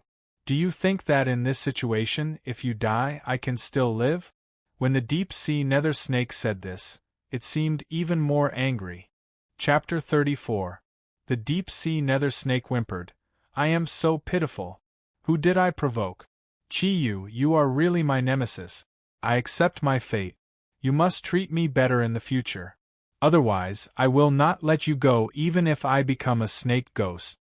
Just when Chiyu did not understand what the deep-sea nether snake meant, a cool energy suddenly diffused from his body. This was a very pure energy. The faint energy molecules began to spread from his internal organs, directly stimulating the cells in his body that had been lightly paralyzed by thunder and lightning. The originally silent water thundercloud force suddenly became stronger under the stimulation of this cool airflow. The faint blue thundercloud force slowly spread in the meridians in his body. The cool airflow was not strong, but it was endless as if there was no end. It was like a surging river returning to the sea. Under the soft effect of the water thundercloud force, the discomfort in his body suddenly weakened a lot. Although the influx of thunder and lightning energy outside his body did not slow down, both Chiyu's body and the Kirin bead were temporarily buffered. After being stunned for a while, Chiyu suddenly understood that this was the deep-sea nether snake helping him. Although it was not his intention, at this time, it was undoubtedly a timely act. His original bad impression of the deep-sea nether snake suddenly weakened a lot. As Chiyu said, he, Xieji, and the deep-sea nether snake were now grasshoppers on a rope. Although the deep-sea nether snake had an extremely tenacious vitality, in this situation of thunder and lightning, once Chiyu's body was destroyed and the Kirin bead exploded, it would definitely not be able to survive with only 1/10 of its power. In order to save his own life, he had no other choice. He could only do his best to help Chiyu get through this difficult situation. With the help of the constant cool airflow, the gentle water thundercloud force flowed all over Chiyu's body. The thundercloud force kept spreading in the water thundercloud force. Due to the increase of the area and the cooperation of the water thundercloud force, Chiyu's absorption of these lightning energy molecules became several times faster. However, this was not enough for him to withstand the intense stimulation of the lightning outside. After a brief moment of relaxation, the Kirin orb began to tremble more intensely. Moreover, this time it was much more intense than before. Without even looking, Chiyu knew that the Kirin orb was on the verge of destruction. At this moment, Chiyu suddenly saw the meridians in his body suddenly light up. It was not illuminated by the purple lightning, but by a ball of blue light. He was surprised to find that it was a blue light orb. The orb looked very transparent, and there was a faint blue light flowing in it like rippling water.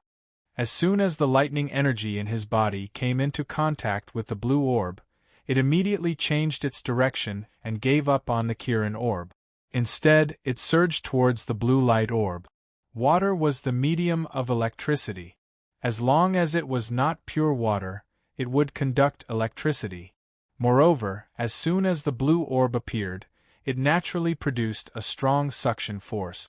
Just like how Chi-Yu absorbed the lightning energy molecules in the beginning, it quickly absorbed the external lightning energy. Without the continuous thunder and lightning, the Kirin orb immediately calmed down. Even Chi-Yu's body was completely relaxed. The numbness in his body had not completely disappeared, but the feeling of approaching death had left him. The blue orb that had appeared did not move. It just quietly floated in Chi-Yu's dantian, layers of faint blue light emitting outwards. As the lightning continued to flow into it, the blue orb began to change into a purple color.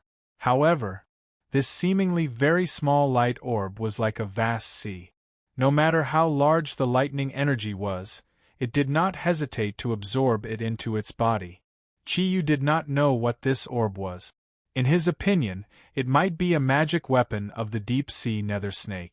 However, he did not know that although this blue light orb did not look very eye-catching, it represented the cultivation of the deep-sea nether snake for thousands of years. All living creatures, such as dragons, snakes, turtles, and so on, could produce orbs. The deep-sea nether snake naturally produced a snake orb. As the strongest ancient beast in the sea, every time it cultivated for 1,000 years, the essence of the sun and moon that it obtained would condense into a blue sea god orb. It was filled with the crystallization of its cultivation and hard work over the past 1,000 years. It was also the source of the deep-sea nether snake's energy.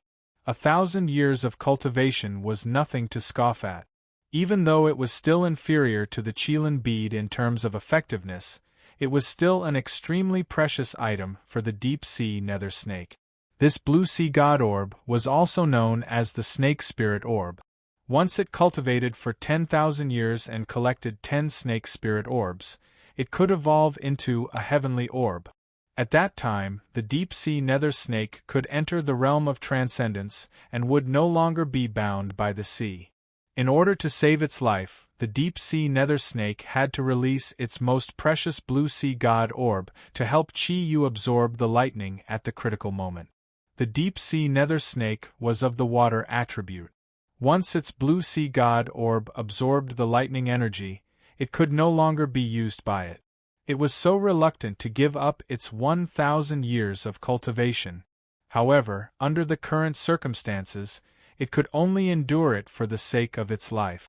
If it was just a small thunderstorm, it could naturally absorb the huge energy accumulated by the blue sea god orb easily.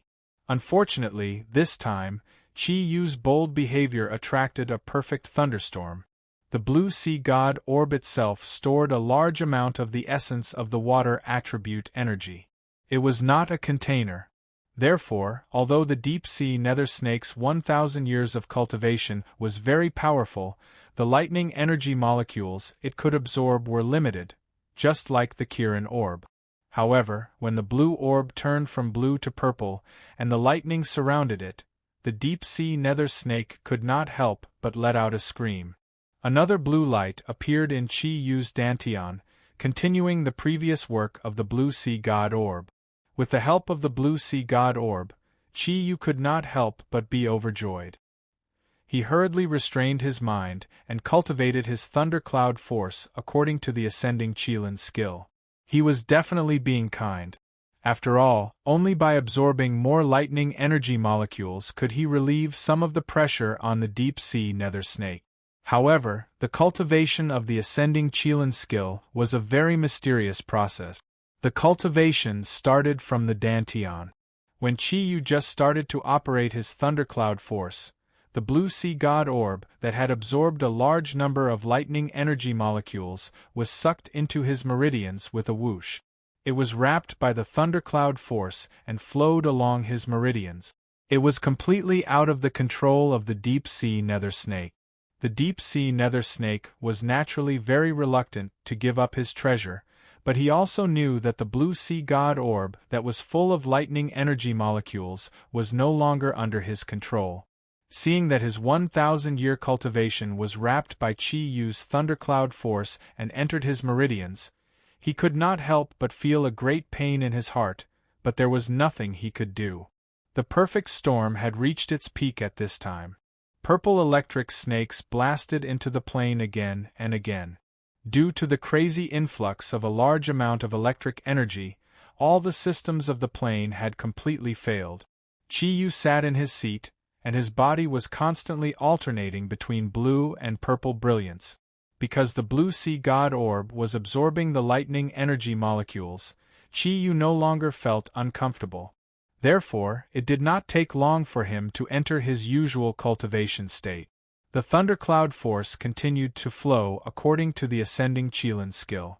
Each cloud circle would absorb some lightning energy molecules and turn them into the thundercloud force that Qi Yu could control. The deep-sea nether snake's depression had reached its peak.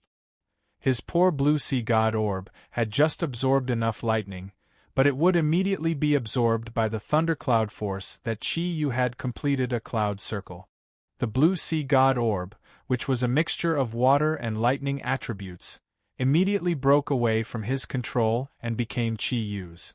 The deep-sea nether snake was the most powerful fierce beast in the sea.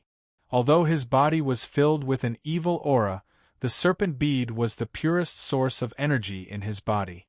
Not only did it not affect Qi Yu at all, it even formed a natural string with the help of the lightning energy.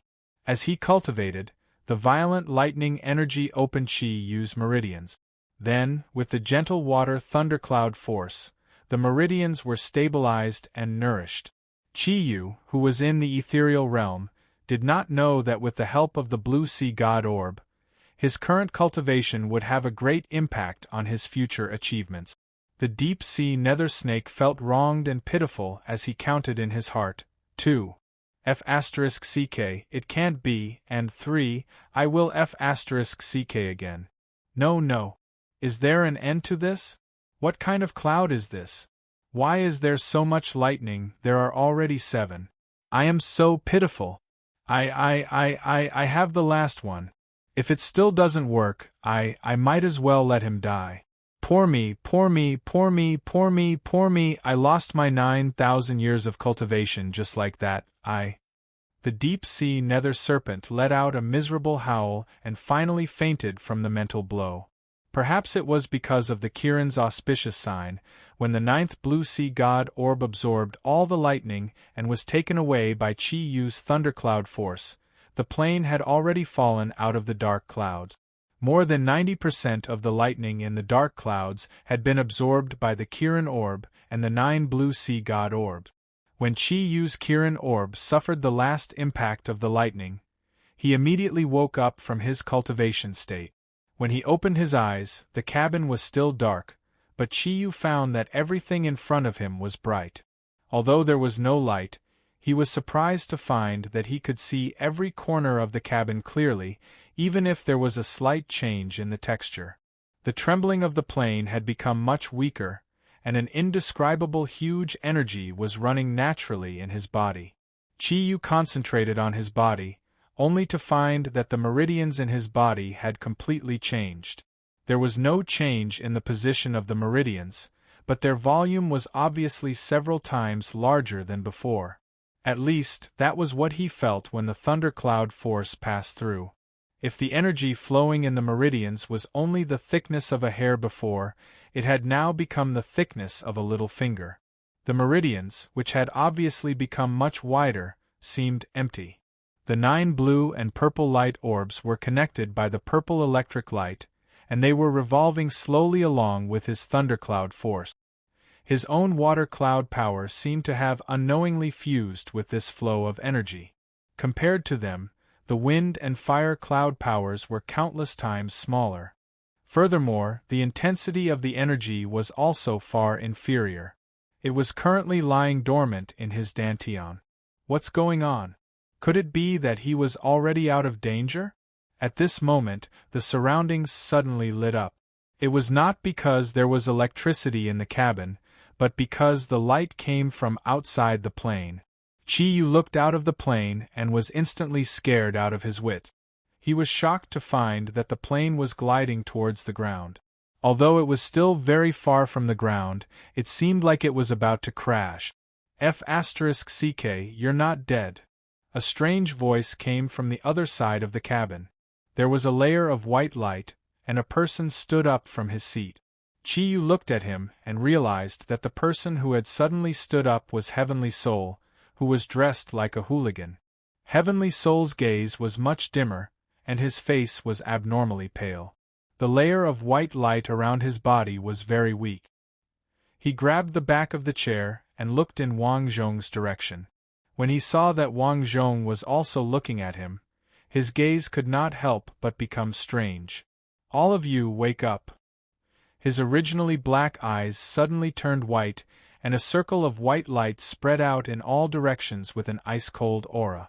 This white light seemed to be unstoppable by anything. It penetrated the chair and even the metal.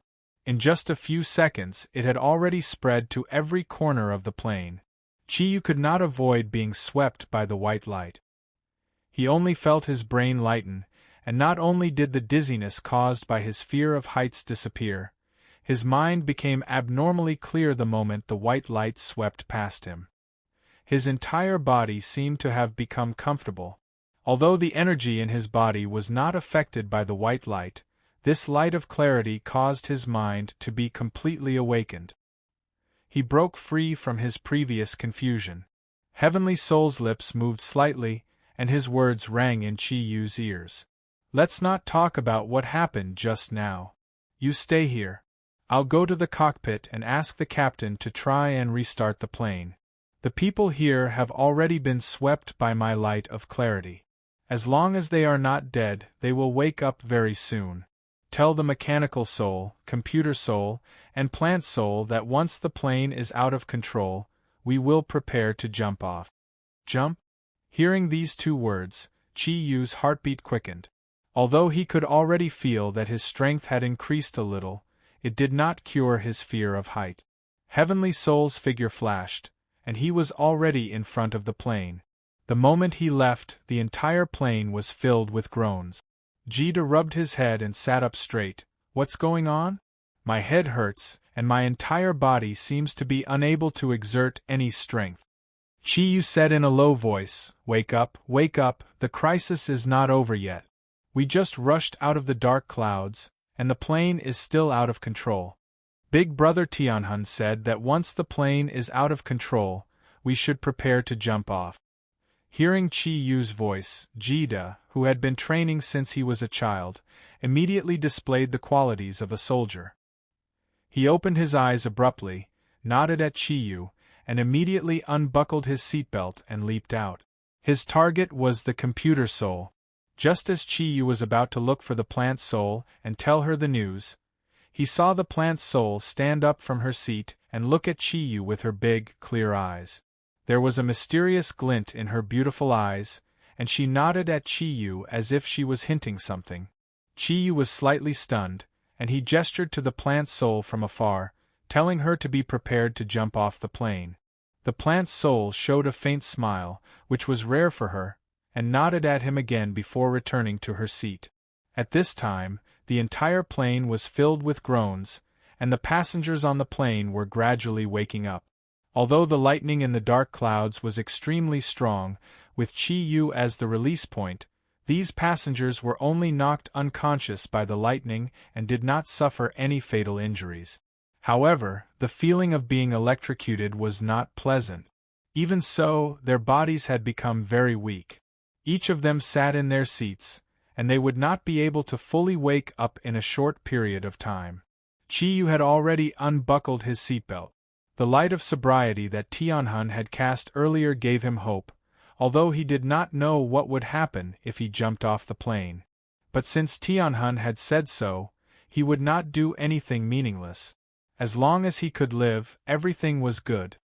Chi-Yu, I will F*CKU. Just as Chi-Yu was worried, a weak voice sounded in his heart.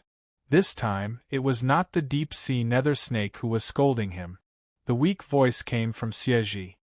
Brother Xieji, how are you? Chi-Yu asked tentatively. He also knew that he was too rash. Xieji said angrily, I won't die yet. You are too bold. Even the thunder attribute Kirin may not dare to do this. You actually used your strength, which is not even at Chu Yun, to absorb such a huge amount of lightning power. Are you going to destroy this plane? Ugh. I didn't mean it. I was hot-headed at the time, so... Chi-Yu could only explain it this way. Xieji smiled bitterly and said, Next time you are hot-headed, can you ask me first? Although we beasts and beasts have always been opposing each other, this time we really have the deep-sea nether snake. If it wasn't for it, I'm afraid we would all be smashed to pieces. Chi-Yu smiled and said, The meridians in my body seem to have expanded a lot. As long as I don't die this time, it can be considered a blessing in disguise. After a moment of silence, Siege said in a very strange voice, I have seen shameless people, but I have never seen someone as shameless as you. Don't you understand how lucky you are this time? This time, it is 100 times more dangerous than the last time you used the life curse. You are not ashamed of it, but proud of it. If I still have a body, I really want to beat you up. I. Chiyu scratched his head with some embarrassment, and then said to Siege in his heart, I also know the danger, but isn't it already over? Do I still have to be afraid for the rest of my life? Siege smiled bitterly and said, You are an optimist. However, there is one thing you are right about. This time, you are indeed a blessing in disguise, and it is not an ordinary kind of luck. You should have felt the 9 light beads. If I guessed correctly, it should be the blue sea beads that the deep-sea nether snake has cultivated for 9,000 years. Each bead has 1,000 years of his cultivation. How much benefit do you think you got? Chiyu said with some disbelief. No way, you mean, I directly have the cultivation of the deep-sea nether snake for 9,000 years. Bullshit, how can it be so easy? Do you think the blue sea beads are eggs that can be digested easily? Not to mention you, even if it was me, it would be impossible to digest any of them. Chiyu said, Okay, don't say anything. This time, the deep-sea nether snake saved my life. I will return the beads to him. Although I am a gangster and can be said to be a ruffian, I still know how to repay kindness. Siege seemed to know Chiyu again. Do you really want to return it to him? Although you can't absorb these 9 blue sea beads now, their existence will be of great benefit to your future cultivation. Stop, don't go on. I am not a gentleman. If the benefits you say are too tempting, I am afraid I will change my mind. Anyway, no matter what these 9 beads are used for, I will return them to the deep-sea nether snake. Chiyu interrupted Siege's words. Although he also said that he wanted to return the blue sea beads to the deep-sea nether snake on impulse, he did not regret it. Instead, he felt very comfortable in his heart. Everything in front of him seemed to have become clear, and his guilt towards the deep-sea nether snake naturally disappeared. Chiyu, I admit it. The deep-sea nether snake finally woke up from its coma at this time. Its voice became weaker than Siege's. The few words were short, but there was a touch of emotion. Brother Nether Snake, don't be angry. I will return all the beads to you. I won't take things that are not mine. Tell me, how can I return them to your body? Chiyu's generosity made Siege speechless. The deep-sea nether snake whimpered, return my ass. Do you think I don't want to get it back? If I had a way, I wouldn't let you suck it into your body. I am a water attribute beast. Now my blue sea beads are full of overbearing power of thunder and lightning. If they return to my body and combine with my energy, I am afraid I will immediately turn into charcoal. These 9 blue sea beads should now be called blue sea thunder bead. The energy contained in them is so huge that it is almost unimaginable.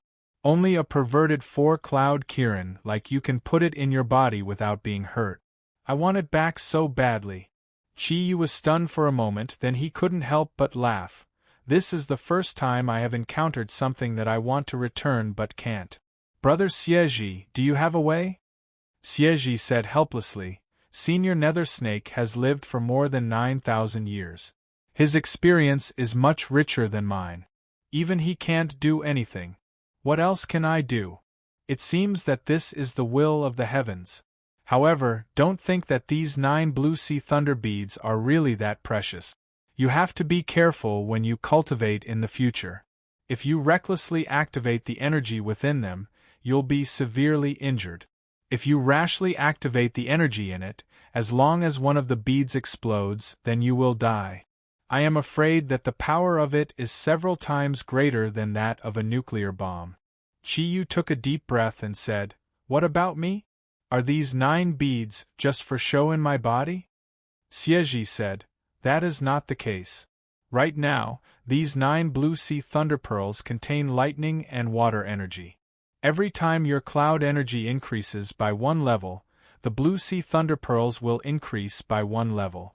Whenever your thundercloud force increases by 1 level, you can use the vacuum in your meridians to absorb some of the energy in the blue sea thunder bead. In other words, in the future, you only need to practice the 2 types of thundercloud force, fire and wind. Once these 2 types of thundercloud force reach the initial cloud realm, then you can immediately upgrade the thunder and water thundercloud force to the 2 cloud realm. In the future, you only need to be proficient in the use of thunder and water energy, and there is no need to practice specifically. In this way, your cultivation time as a 4-cloud Kirin can be reduced by half. However, as for how many clouds to completely absorb the energy of the blue sea thunder bead, I don't know. The energy involved is incalculable. Haha, it is really a blessing in disguise. A good character, everything is good. You are really stupid. Xie and Deep Sea Nether Snake said in disdain in unison. 2 is 2. Anyway, I have a good character. Chi-Yu was full of excitement. To be able to reduce the cultivation time by half was simply wonderful for him. Xie said, "We are all very weak and have to enter a state of deep sleep. When you are strong, don't forget to help Senior Nether Snake recover its strength. As the messenger of Kirin, once your strength reaches a certain level, you can help it recover some of its strength." Chi-Yu said, "Don't worry, I will. You guys go to sleep. Maybe I will have to jump out of the plane." At this moment, with a loud rumbling sound, the lights in the plane suddenly lit up. Chi-Yu was shocked at first, then he looked out of the window eagerly. The plane's original downward glide did not change, but it had changed from a downward glide to a horizontal glide. It seemed that the flight crew had regained control of the plane. Dear passengers, please pay attention. This is the captain of this plane. Please stay in your seats and do not move. I have good news for everyone. After passing through the clouds, the plane has returned to normal operations. All flight attendants return to their posts as soon as possible. The plane is operating normally, and we will continue to the destination of this trip, the capital of the Sun Nation. The voice of the broadcast echoed in everyone's ears like heavenly music. For a moment, the cabin was filled with cheers. Everyone shouted excitedly, and their emotions were somewhat out of control. When Jida returned to his seat, he saw Chi-Yu muttering to himself with a silly smile on his face. "As long as you have a good character, everything is good." Jida speechlessly buckled his seatbelt, then laughed and said, "Master, why do I feel like I have a good character?" Chi-Yu glared at him and said, "You are my disciple, you can't fight with me." After saying this, the two of them could not help but laugh at each other. After all, being reborn after a disaster was definitely something worth being excited about. Tianhun quietly walked back from the front of the cabin. It could be seen that his eyes, which had returned to black, were also filled with joy. He gave Chi-Yu a look that said everything was normal, then immediately sat back in his seat. After a period of steady gliding, the plane rose again, and under the sunlight, it was once again in the blue sky and white clouds. Jida said, "Master, I can't take it anymore. My whole body is weak. I need to sleep for a while. You should rest for a while too. That was really dangerous. However, your current hairstyle is not bad. It can compete with Brother Tianhun." Chi-Yu was stunned and asked, "What hairstyle?" Jida smiled and said, "Touch your own hair." When Chi-Yu heard this, he hurriedly touched the top of his head. When he touched his hair, he could not help but feel embarrassed. His long hair, which originally hung down to his shoulders, was now standing up. If he had to describe his current hairstyle as an animal, it would definitely be a hedgehog. F*CKU. Previously, the lightning had stimulated every cell in his body, so his hair naturally reacted. It was no wonder that it became like this. Chi-Yu hurriedly used his hand to press his hair, but the lightning perm was not an ordinary effect, so it was impossible for him to do it in a short time. Jida snickered at the side, and Chiyu said unhappily, "What are you laughing at? Have you never seen someone different?" "I need to sleep." His hair was not listening to him, and Chiyu was afraid of heights. He did not dare to walk on the plain, so he could not go to the washroom to use water to calm his hair. He had no choice but to endure it. Because of the changes in his body, he was also very curious about his current state. He returned to his original position of lying on the chair in front of him, tried to restrain his Kirin aura, and began to cultivate again. This time, he did not completely immerse his mind into the thundercloud force in his body. Instead, he focused on sensing every minute change in the energy in his body.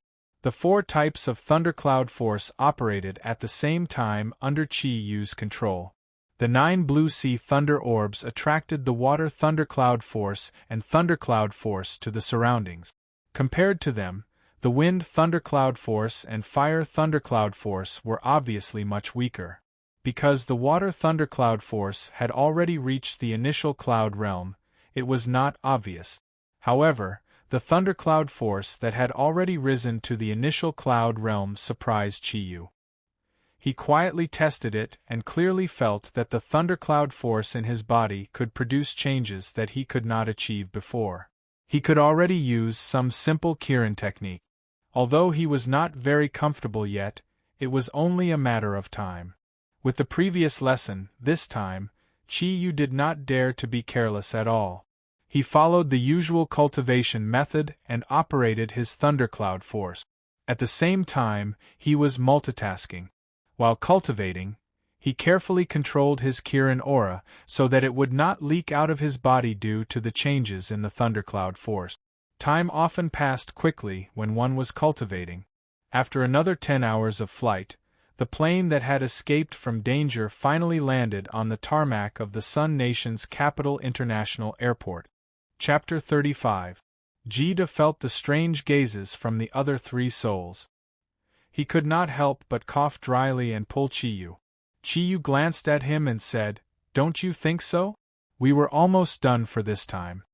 Jida's gaze swept across the surrounding passengers. He could see a sense of relief from their bodies. Most of them were sighing in admiration. Although they were not as exaggerated as Chiyu, they all had expressions of relief on their faces. He shook his head helplessly and said, "All right, sure Bo, let's go."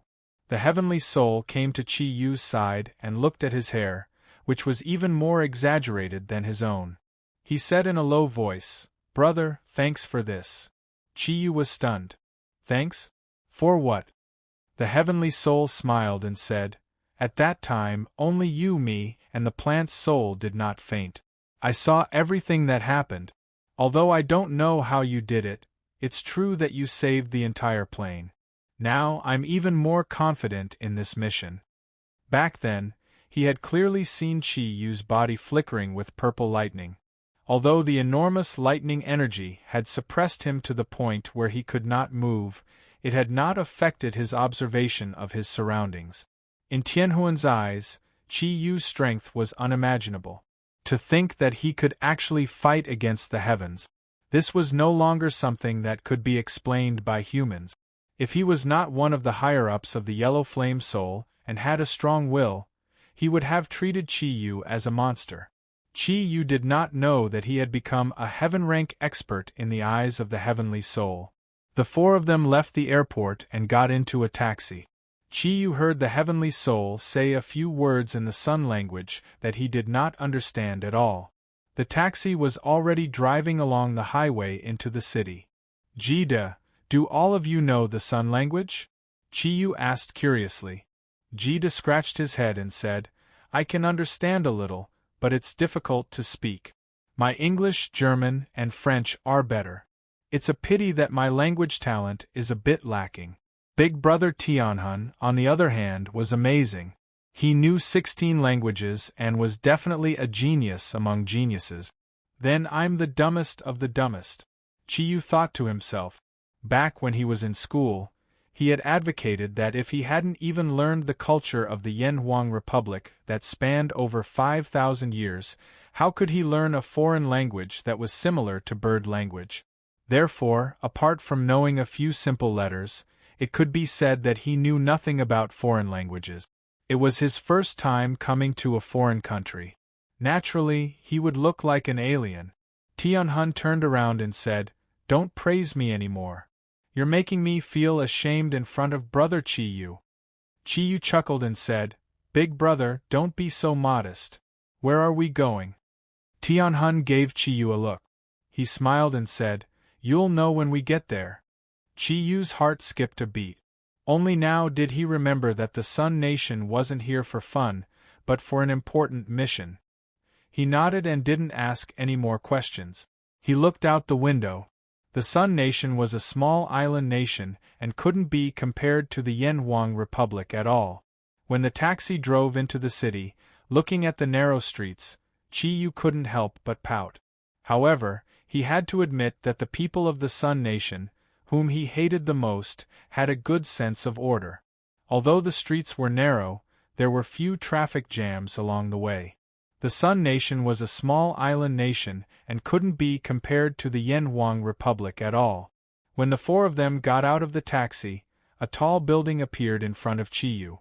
It was about 40 to 50 stories tall and had a simple and bright appearance. There were people constantly going in and out of the main door, and they all seemed to be very busy. The computer soul said, "The pace of life in the Sun Nation is much faster than in our country. This is our destination." Chi-Yu asked in a low voice, "Is that Professor here?" The computer soul smiled and said, "Of course not. Of course not.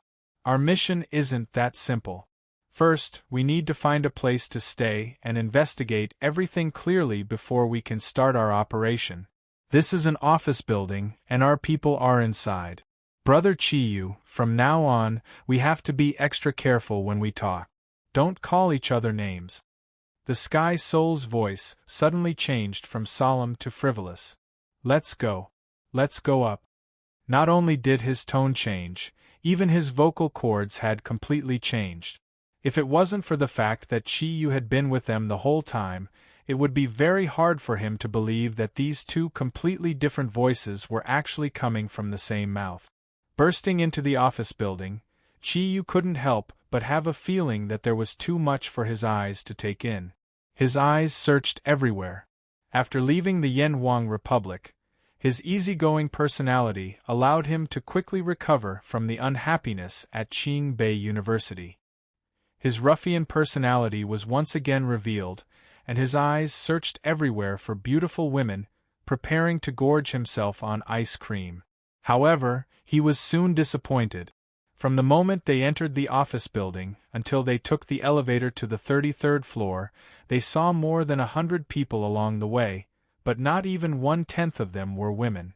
Most of them were old and yellow or ugly dinosaur-level women. He couldn't help but be greatly disappointed.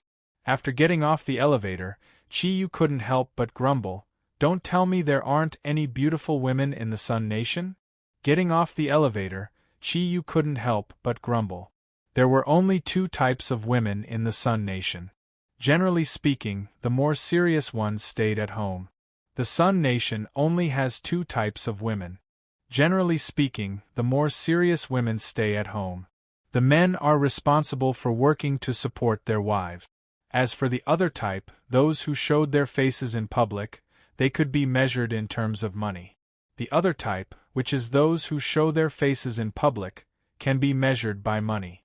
The fat on the Sky Soul's face twitched and he said disdainfully, "There's no need to be so vague. They're just prostitutes. To put it nicely, they're called AV girls. Everyone on Earth knows this." AV girls? I've heard that there's some kind of support group or something like that. Chi-Yu fell into deep thought and said, "Then if IF*CK them, does that count as bringing glory to our country?" The four souls' bodies stiffened at the same time. The Sky Soul's face showed a hint of awkwardness, the Plant Soul frowned, and Jida secretly gave Chi-Yu the middle finger. Meanwhile, the Computer Soul's face, which had become radiant because of the fat on his body, suddenly became even more radiant. He grabbed Chi Yu's hand and said, "Brother! Great minds really think alike." Chi Yu chuckled and pulled his hand back. He said, "Brother, I didn't come down from the back mountain. However, if there's a chance we can go and take a look together." The two perverted fellows couldn't help but laugh lewdly. The Sky Soul coughed. "Sure. Let's talk inside." As he spoke, he pointed at a room and pressed a few numbers on the electronic door. The door opened and the five of them filed in. Inside was a spacious office that was about 100 square meters. In a place like the capital of the Sun Nation, every inch of land was worth its weight in gold. It was already not a small office. As soon as the five of them entered, two people immediately came up to greet them. Both of them were men who looked to be about 27 or 28 years old. They were wearing well-ironed suits. They were dressed in standard white-collar attire. The Sky Soul nodded at them and extended his right hand. One of the men took out a small device that looked like a PDA. The Sky Soul pressed his finger on it. At the same time, he took the device from the other man and put it on his eye. Fingerprint verification, iris verification. "Welcome, Captain Sky Soul." The young man on the right smiled and put the device away. He nodded at the five of them. The Sky Soul said, "Is this a good place?" The young man on the right said, "No problem. We've installed special devices here. Even satellite scans can be simulated and filtered. Don't worry. We've already received the notice yesterday. Let's go inside first." While the Sky Soul was talking to the other party, Chi Yu couldn't help but look around the office. There were 8 desks in the office, and there were 6 computer screens on each desk. There was a string of Sun language on the wall of the office. He couldn't understand it. It probably meant something like a company or something.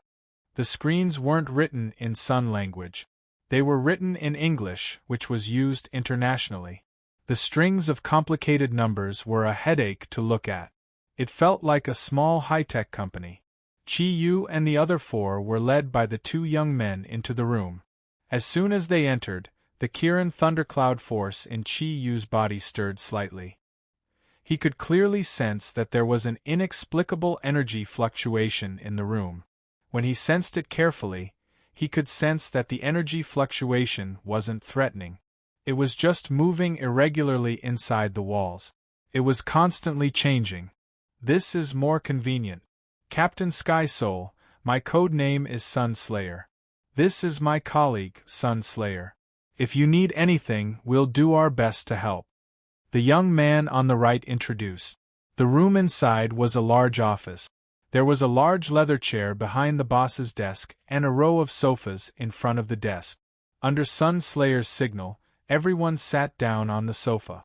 Sky Soul's voice became low again as he said, "Sun Slayer, is there any news from Professor Guan Ping?" Sun Slayer frowned slightly and said, "Recently, we've been trying to contact Professor Guan Ping, but the Sun Nation's secret forces are monitoring him too closely. In order not to alert them, we can only give up. From the looks of it now, Professor Guan Ping is already in a very dangerous situation. If it wasn't for the fact that there are still a few difficult points in his research that haven't been solved, I'm afraid the Sun Nation would have already made a move on him." Sky Soul nodded and said, "Professor Guan Ping is one of us. He has a quick mind, so I think he won't be in danger for the time being. Give me an electronic map of the Research Institute's vicinity, as well as a copy of the surveillance cameras. We'll study it carefully before carrying out the investigation. We mustn't make a move unless we're 80% sure." Sun Slayer said, "I've already prepared all that. I believe that with your strength, it won't be difficult to get rid of those people monitoring him. What's more troublesome now is from the sky." Sky Soul was shocked and said, "You're saying that the Sun Nation's government actually mobilized satellites?" Sun Slayer nodded, and Sun Annihilator said, "There's at least a 90% chance that there's satellite surveillance, and there's more than one. They're all the latest products of the Sun Nation, so it'll be very difficult to disrupt their frequency bands.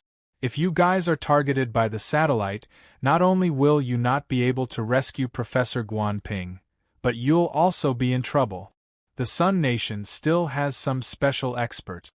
Jida snorted and said, "Those little Sun Nation people are really cautious." Sun Slayer smiled and said, "It's no wonder they're so cautious. After all, the results of Professor Guan Ping's research are not only very important to our country, but they'll also be a great boost to the development of the entire human race. It can be said that obtaining all of this technology is enough to make a country powerful in a few years or decades. Furthermore, according to the latest news we've received, even the United States has sent agents here. Therefore, we won't be dealing with just one wave of enemies this time. There are still other unknown enemies, and we can't imagine how powerful they are." Sun Annihilator said, "Tianhun, I think you guys need to seek support." Tianhun shook his head and raised his right hand to touch the silver earring on his ear. He thought for a while and said, "There's no need for that at the moment, and we don't have enough time.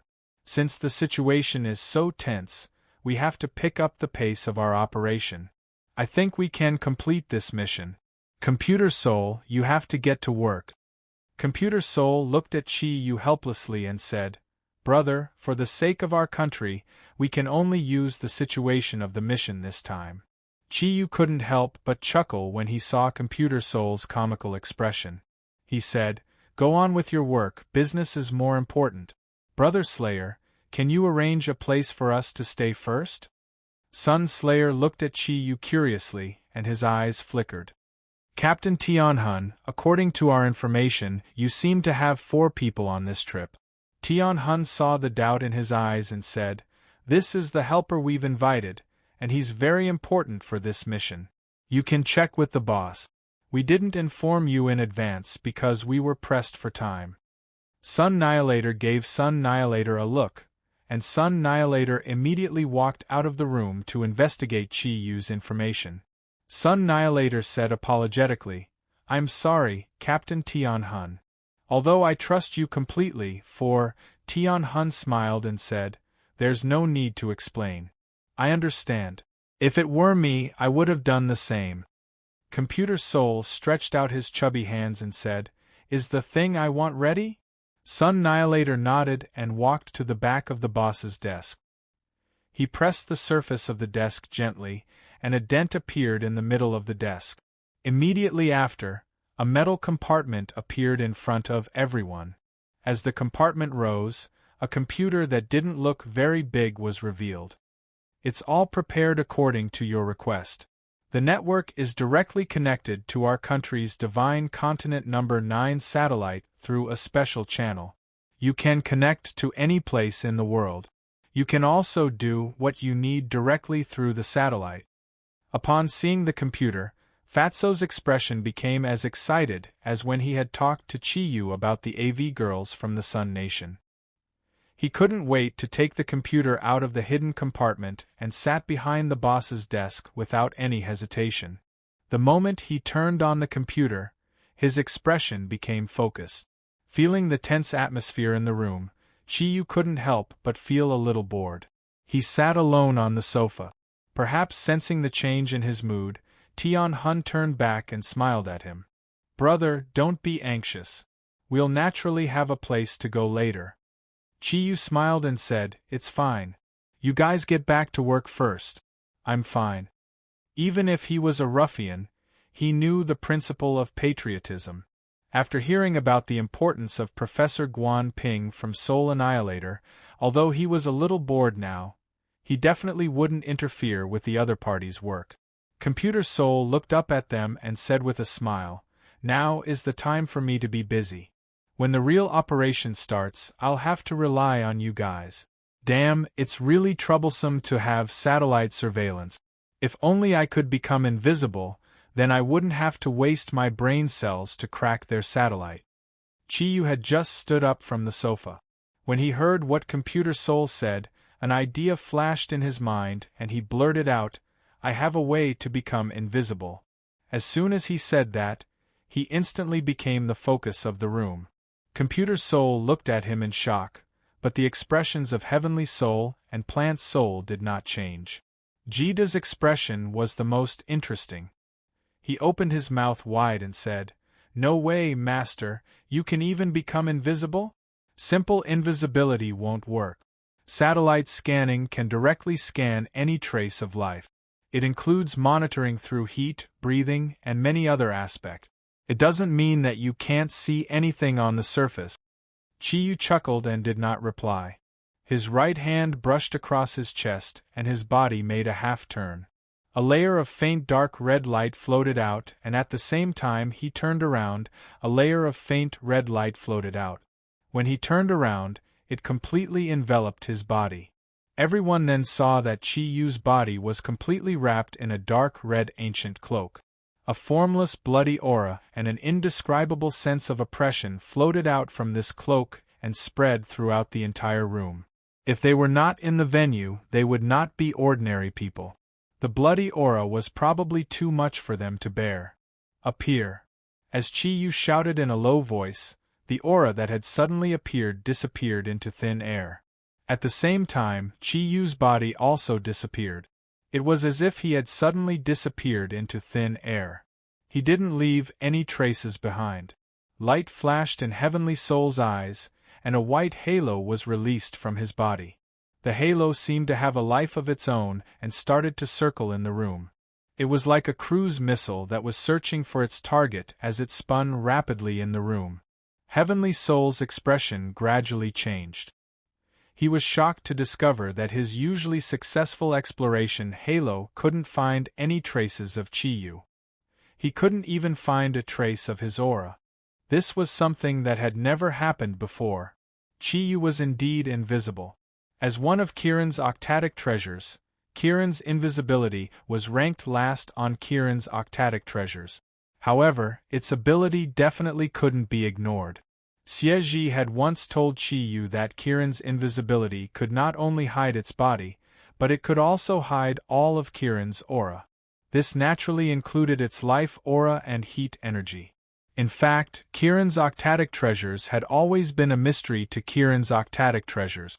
This was because the energy it possessed was too strange, especially its sorrowful aura. There were very few Kirin that could use Kirin's octatic treasures. Furthermore, there wasn't a single Kirin or Kirin's octatic treasures that could conceal all of its energy. Therefore, its power had always been a mystery. Invisibility. The first was to use invisibility. Chiyu also felt that it was very magical. When he looked down, his body had already disappeared. Kirin's invisibility wasn't like Kirin's red, which required a lot of his thundercloud force and could only last for a very short few seconds. When his thundercloud force was injected into Kirin's invisibility, he immediately felt as if his body was wrapped in a thin layer of energy. Although the thundercloud force was also gradually consumed, the consumption rate was very slow. It was just that all of the thundercloud force was completely locked by Kirin's invisibility. Chiyu knew that as long as his thundercloud force didn't do anything else, before the thundercloud force was completely consumed, he could continue to maintain his current appearance without being discovered by anyone. "This is amazing, Master. How did you do it?" Jida looked a little excited as he stared at the position where Chiyu stood before and exclaimed. There was a flash of light, and the dark red cloak disappeared without a trace. Chiyu reappeared in front of everyone. "This is the secret of the Guardian of the East. However, I think my invisibility ability should be able to evade the surveillance of satellite. I don't have much ability, so if this ability can be of any help to you, feel free to tell me." Tianhun looked deeply at Chiyu and said, "I believe you can do it. My exploration halo has an ability similar to satellite positioning. It can also find the aura of life, and my spiritual power has already locked onto you. However, I still couldn't find your position after you went invisible. This is really amazing. It seems like it was the right choice to invite Brother Qi along this time." Mieyang looked at Chiyu in a daze. He still couldn't believe that everything that had just happened was real. He rubbed his eyes and said, "Oh my God! So you're actually from the Guardian of the East. No wonder Captain Tianhun was so fearless. Tianhun said, since we have a way to deal with satellite surveillance, it will be much easier for us to act. Mieyang walked over to Computer Soul, retrieved the electronic map that Tianhun had asked for, and explained it to Computer Soul in detail. Tianhun walked over to Chi Yu's side and patted him on the shoulder. There was a look of admiration in his eyes. Chi Yu enjoyed this feeling. In the past, he had often been ignored, but today, he had become the focus of everyone's attention. Although he knew that his ability was far from being strong enough, at least he was already useful. He was no longer the good-for-nothing ruffian he used to be. Sunnihilator walked in from outside and nodded at Tianhun. Sunnihilator smiled and said, Brother Chi has already proven his ability to us just now. Let me see. You guys can stay here for the next few days. In order to rescue Dr. Guan Ping, I will have to inconvenience you guys. Chi Yu asked curiously, there are so many desks outside. Aren't there any staff? Sunnihilator said, of course there are, but they are all our people. We have been running this company for almost 10 years. You guys better not leave easily. Tianhun smiled and said, no, not only do we have to go out, moreover, we have to appear outside often before the operation. Although this company of yours has been running for a long time, I believe that you have a solid foundation here. However, this was a critical period. If the Sun Nation government was cautious enough, I think, their surveillance range will expand to every corner of the capital. If we don't appear outside after coming in, it will not be good. It will not be good if we arouse suspicion. Computer Soul, stay here. We will find a hotel outside to stay. Contact us directly through the Shenzhou number 9 satellite. Before the operation begins, we will try not to come here again. Computer Soul, transfer the information here to the computer and meet us directly at the hotel. Computer Soul chuckled and said, Boss is really thoughtful. After all, we are entering the country as tourists. Alright, let's do that. You guys go first. Inform me of the location later. As he spoke, he gave Chi Yu a warm smile. Sunnihilator frowned and said, is this appropriate? Captain Tianhun, your safety is very important. Tianhun stopped him from continuing. He touched his colorful hair and smiled. It's good to be cautious, but it's easy to make mistakes if you're overly cautious. Don't worry, this isn't our first time on a mission. I know what I'm doing. Sunnihilator, after we leave, transfer the information here as soon as possible. Wait for my notice. Once the mission is completed, you guys will immediately leave this place. Do you understand? Sunnihilator said seriously, yes, Captain Tianhun. Tianhun picked up his simple luggage and said, all right, then we will leave first. Yen Huang prospers, the soul of Jiuzhou. When they left the office building and returned to the streets of the Sun Nation, Chi Yu couldn't help but laugh. How exciting! I didn't expect that I would also have a taste of being a special agent. Jida said, is it very enjoyable? I don't think so. Master, what other tricks do you have? No matter what, I'm your only disciple. Why don't you pass it on to me as well? Looking at Jida's fawning smile, Chi Yu snapped, didn't I introduce your grandmaster to you? Jida said, but I want to learn the technique that allowed me to completely hide my aura. If I learn it, it will be much easier to carry out missions in the future. Chi Yu was stunned at first. Then, he couldn't help but laugh. So you want to learn the invisibility technique? That's easy. Easy? Hurry up and teach me then. Jida was instantly excited when he heard this. Even the heavenly soul and plant soul turned their attention to Chi Yu. Chi Yu chuckled and said, of course it's easy. In the future, if you recite the word invisibility 10,000 times a day for 20 years, you will probably achieve some small success. The smile on Jida's face froze. 20 years. Master, how old are you this year? Chi Yu snorted and said, I am a genius. Can you compare to me? Jida looked at Chi Yu in a daze. After a long time he said, Master, I realize that you are really stupid. Damn, you are only stupid. Chi wanted to knock Jida's head, but he immediately dispelled the idea because of Jida's extraordinary height. He said resentfully, You are so impolite. You want to learn the invisibility technique with your height? Jida laughed bitterly. Master, don't play with me. Are you going to teach me or not? Chiyu said, Teach, of course I will teach you. Didn't I already tell you the cultivation method? Jida stared at Chiyu.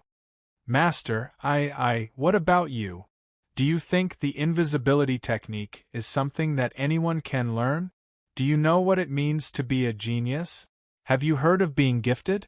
I, your master, am one of them. Only a handsome, confident, tall, mighty, and elegant young man like me can learn it. You are still far from it. Tianhun, who was at the side, laughed. The plant's soul pretended to vomit, but its big, watery eyes were also full of laughter. Damn, master, you are so disgusting. Chiyu magically took out a plastic bag from his pocket and handed it to Jida. Go vomit at the side. No one is stopping you. Jida looked up and sighed. Oh my god. Let me find a piece of tofu and kill myself. Tianhun laughed and said, Alright, stop fooling around.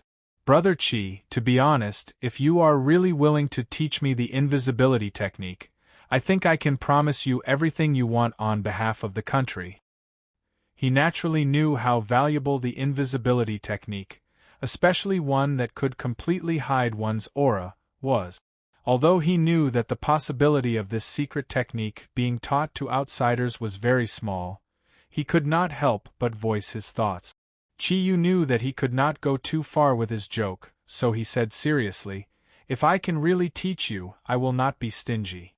You might not believe me, but I have always relied on the country's subsidies to survive. If I can repay the country in any way, I am naturally willing to do it. Unfortunately, this invisibility technique can only be practiced by myself. Simply put, it is indeed a matter of talent. I think that as members of the Yellow Flame Soul, you should know that many of the abilities of the Eastern Guardians are innate. For example, I know an Eastern Guardian who has the spiritual power storm.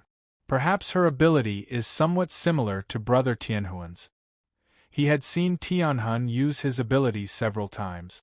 Although Chi-Yu could not accurately grasp what his ability was, he could vaguely feel that the ability he used should be closely related to spiritual power. Of course, Shun Yun's spiritual power storm was obviously not comparable to Tianhuan's, but at least from the manifestation of the ability, it should be of the same origin. Tianhun was stunned for a moment, then sighed and said, I also thought of this possibility. Yes. Regardless of whether it is the ancient Eastern Guardians or us postnatal mutants, they are all related to talent. I have also heard that the inheritance of the Eastern Guardians is not as simple as talent. Even bloodline inheritance is very important. What a pity! If the Eastern Guardians were willing to help our country like Brother Chi, I think our Yanwang Republic would definitely become more powerful. Unfortunately, the inheritance of this bloodline is too difficult. It is hard to imagine how to pass on your ability. Chiyu laughed and said, It is not that there is no way. If I can have 100 beautiful women to be my wives, maybe one of them will have my ability in the future.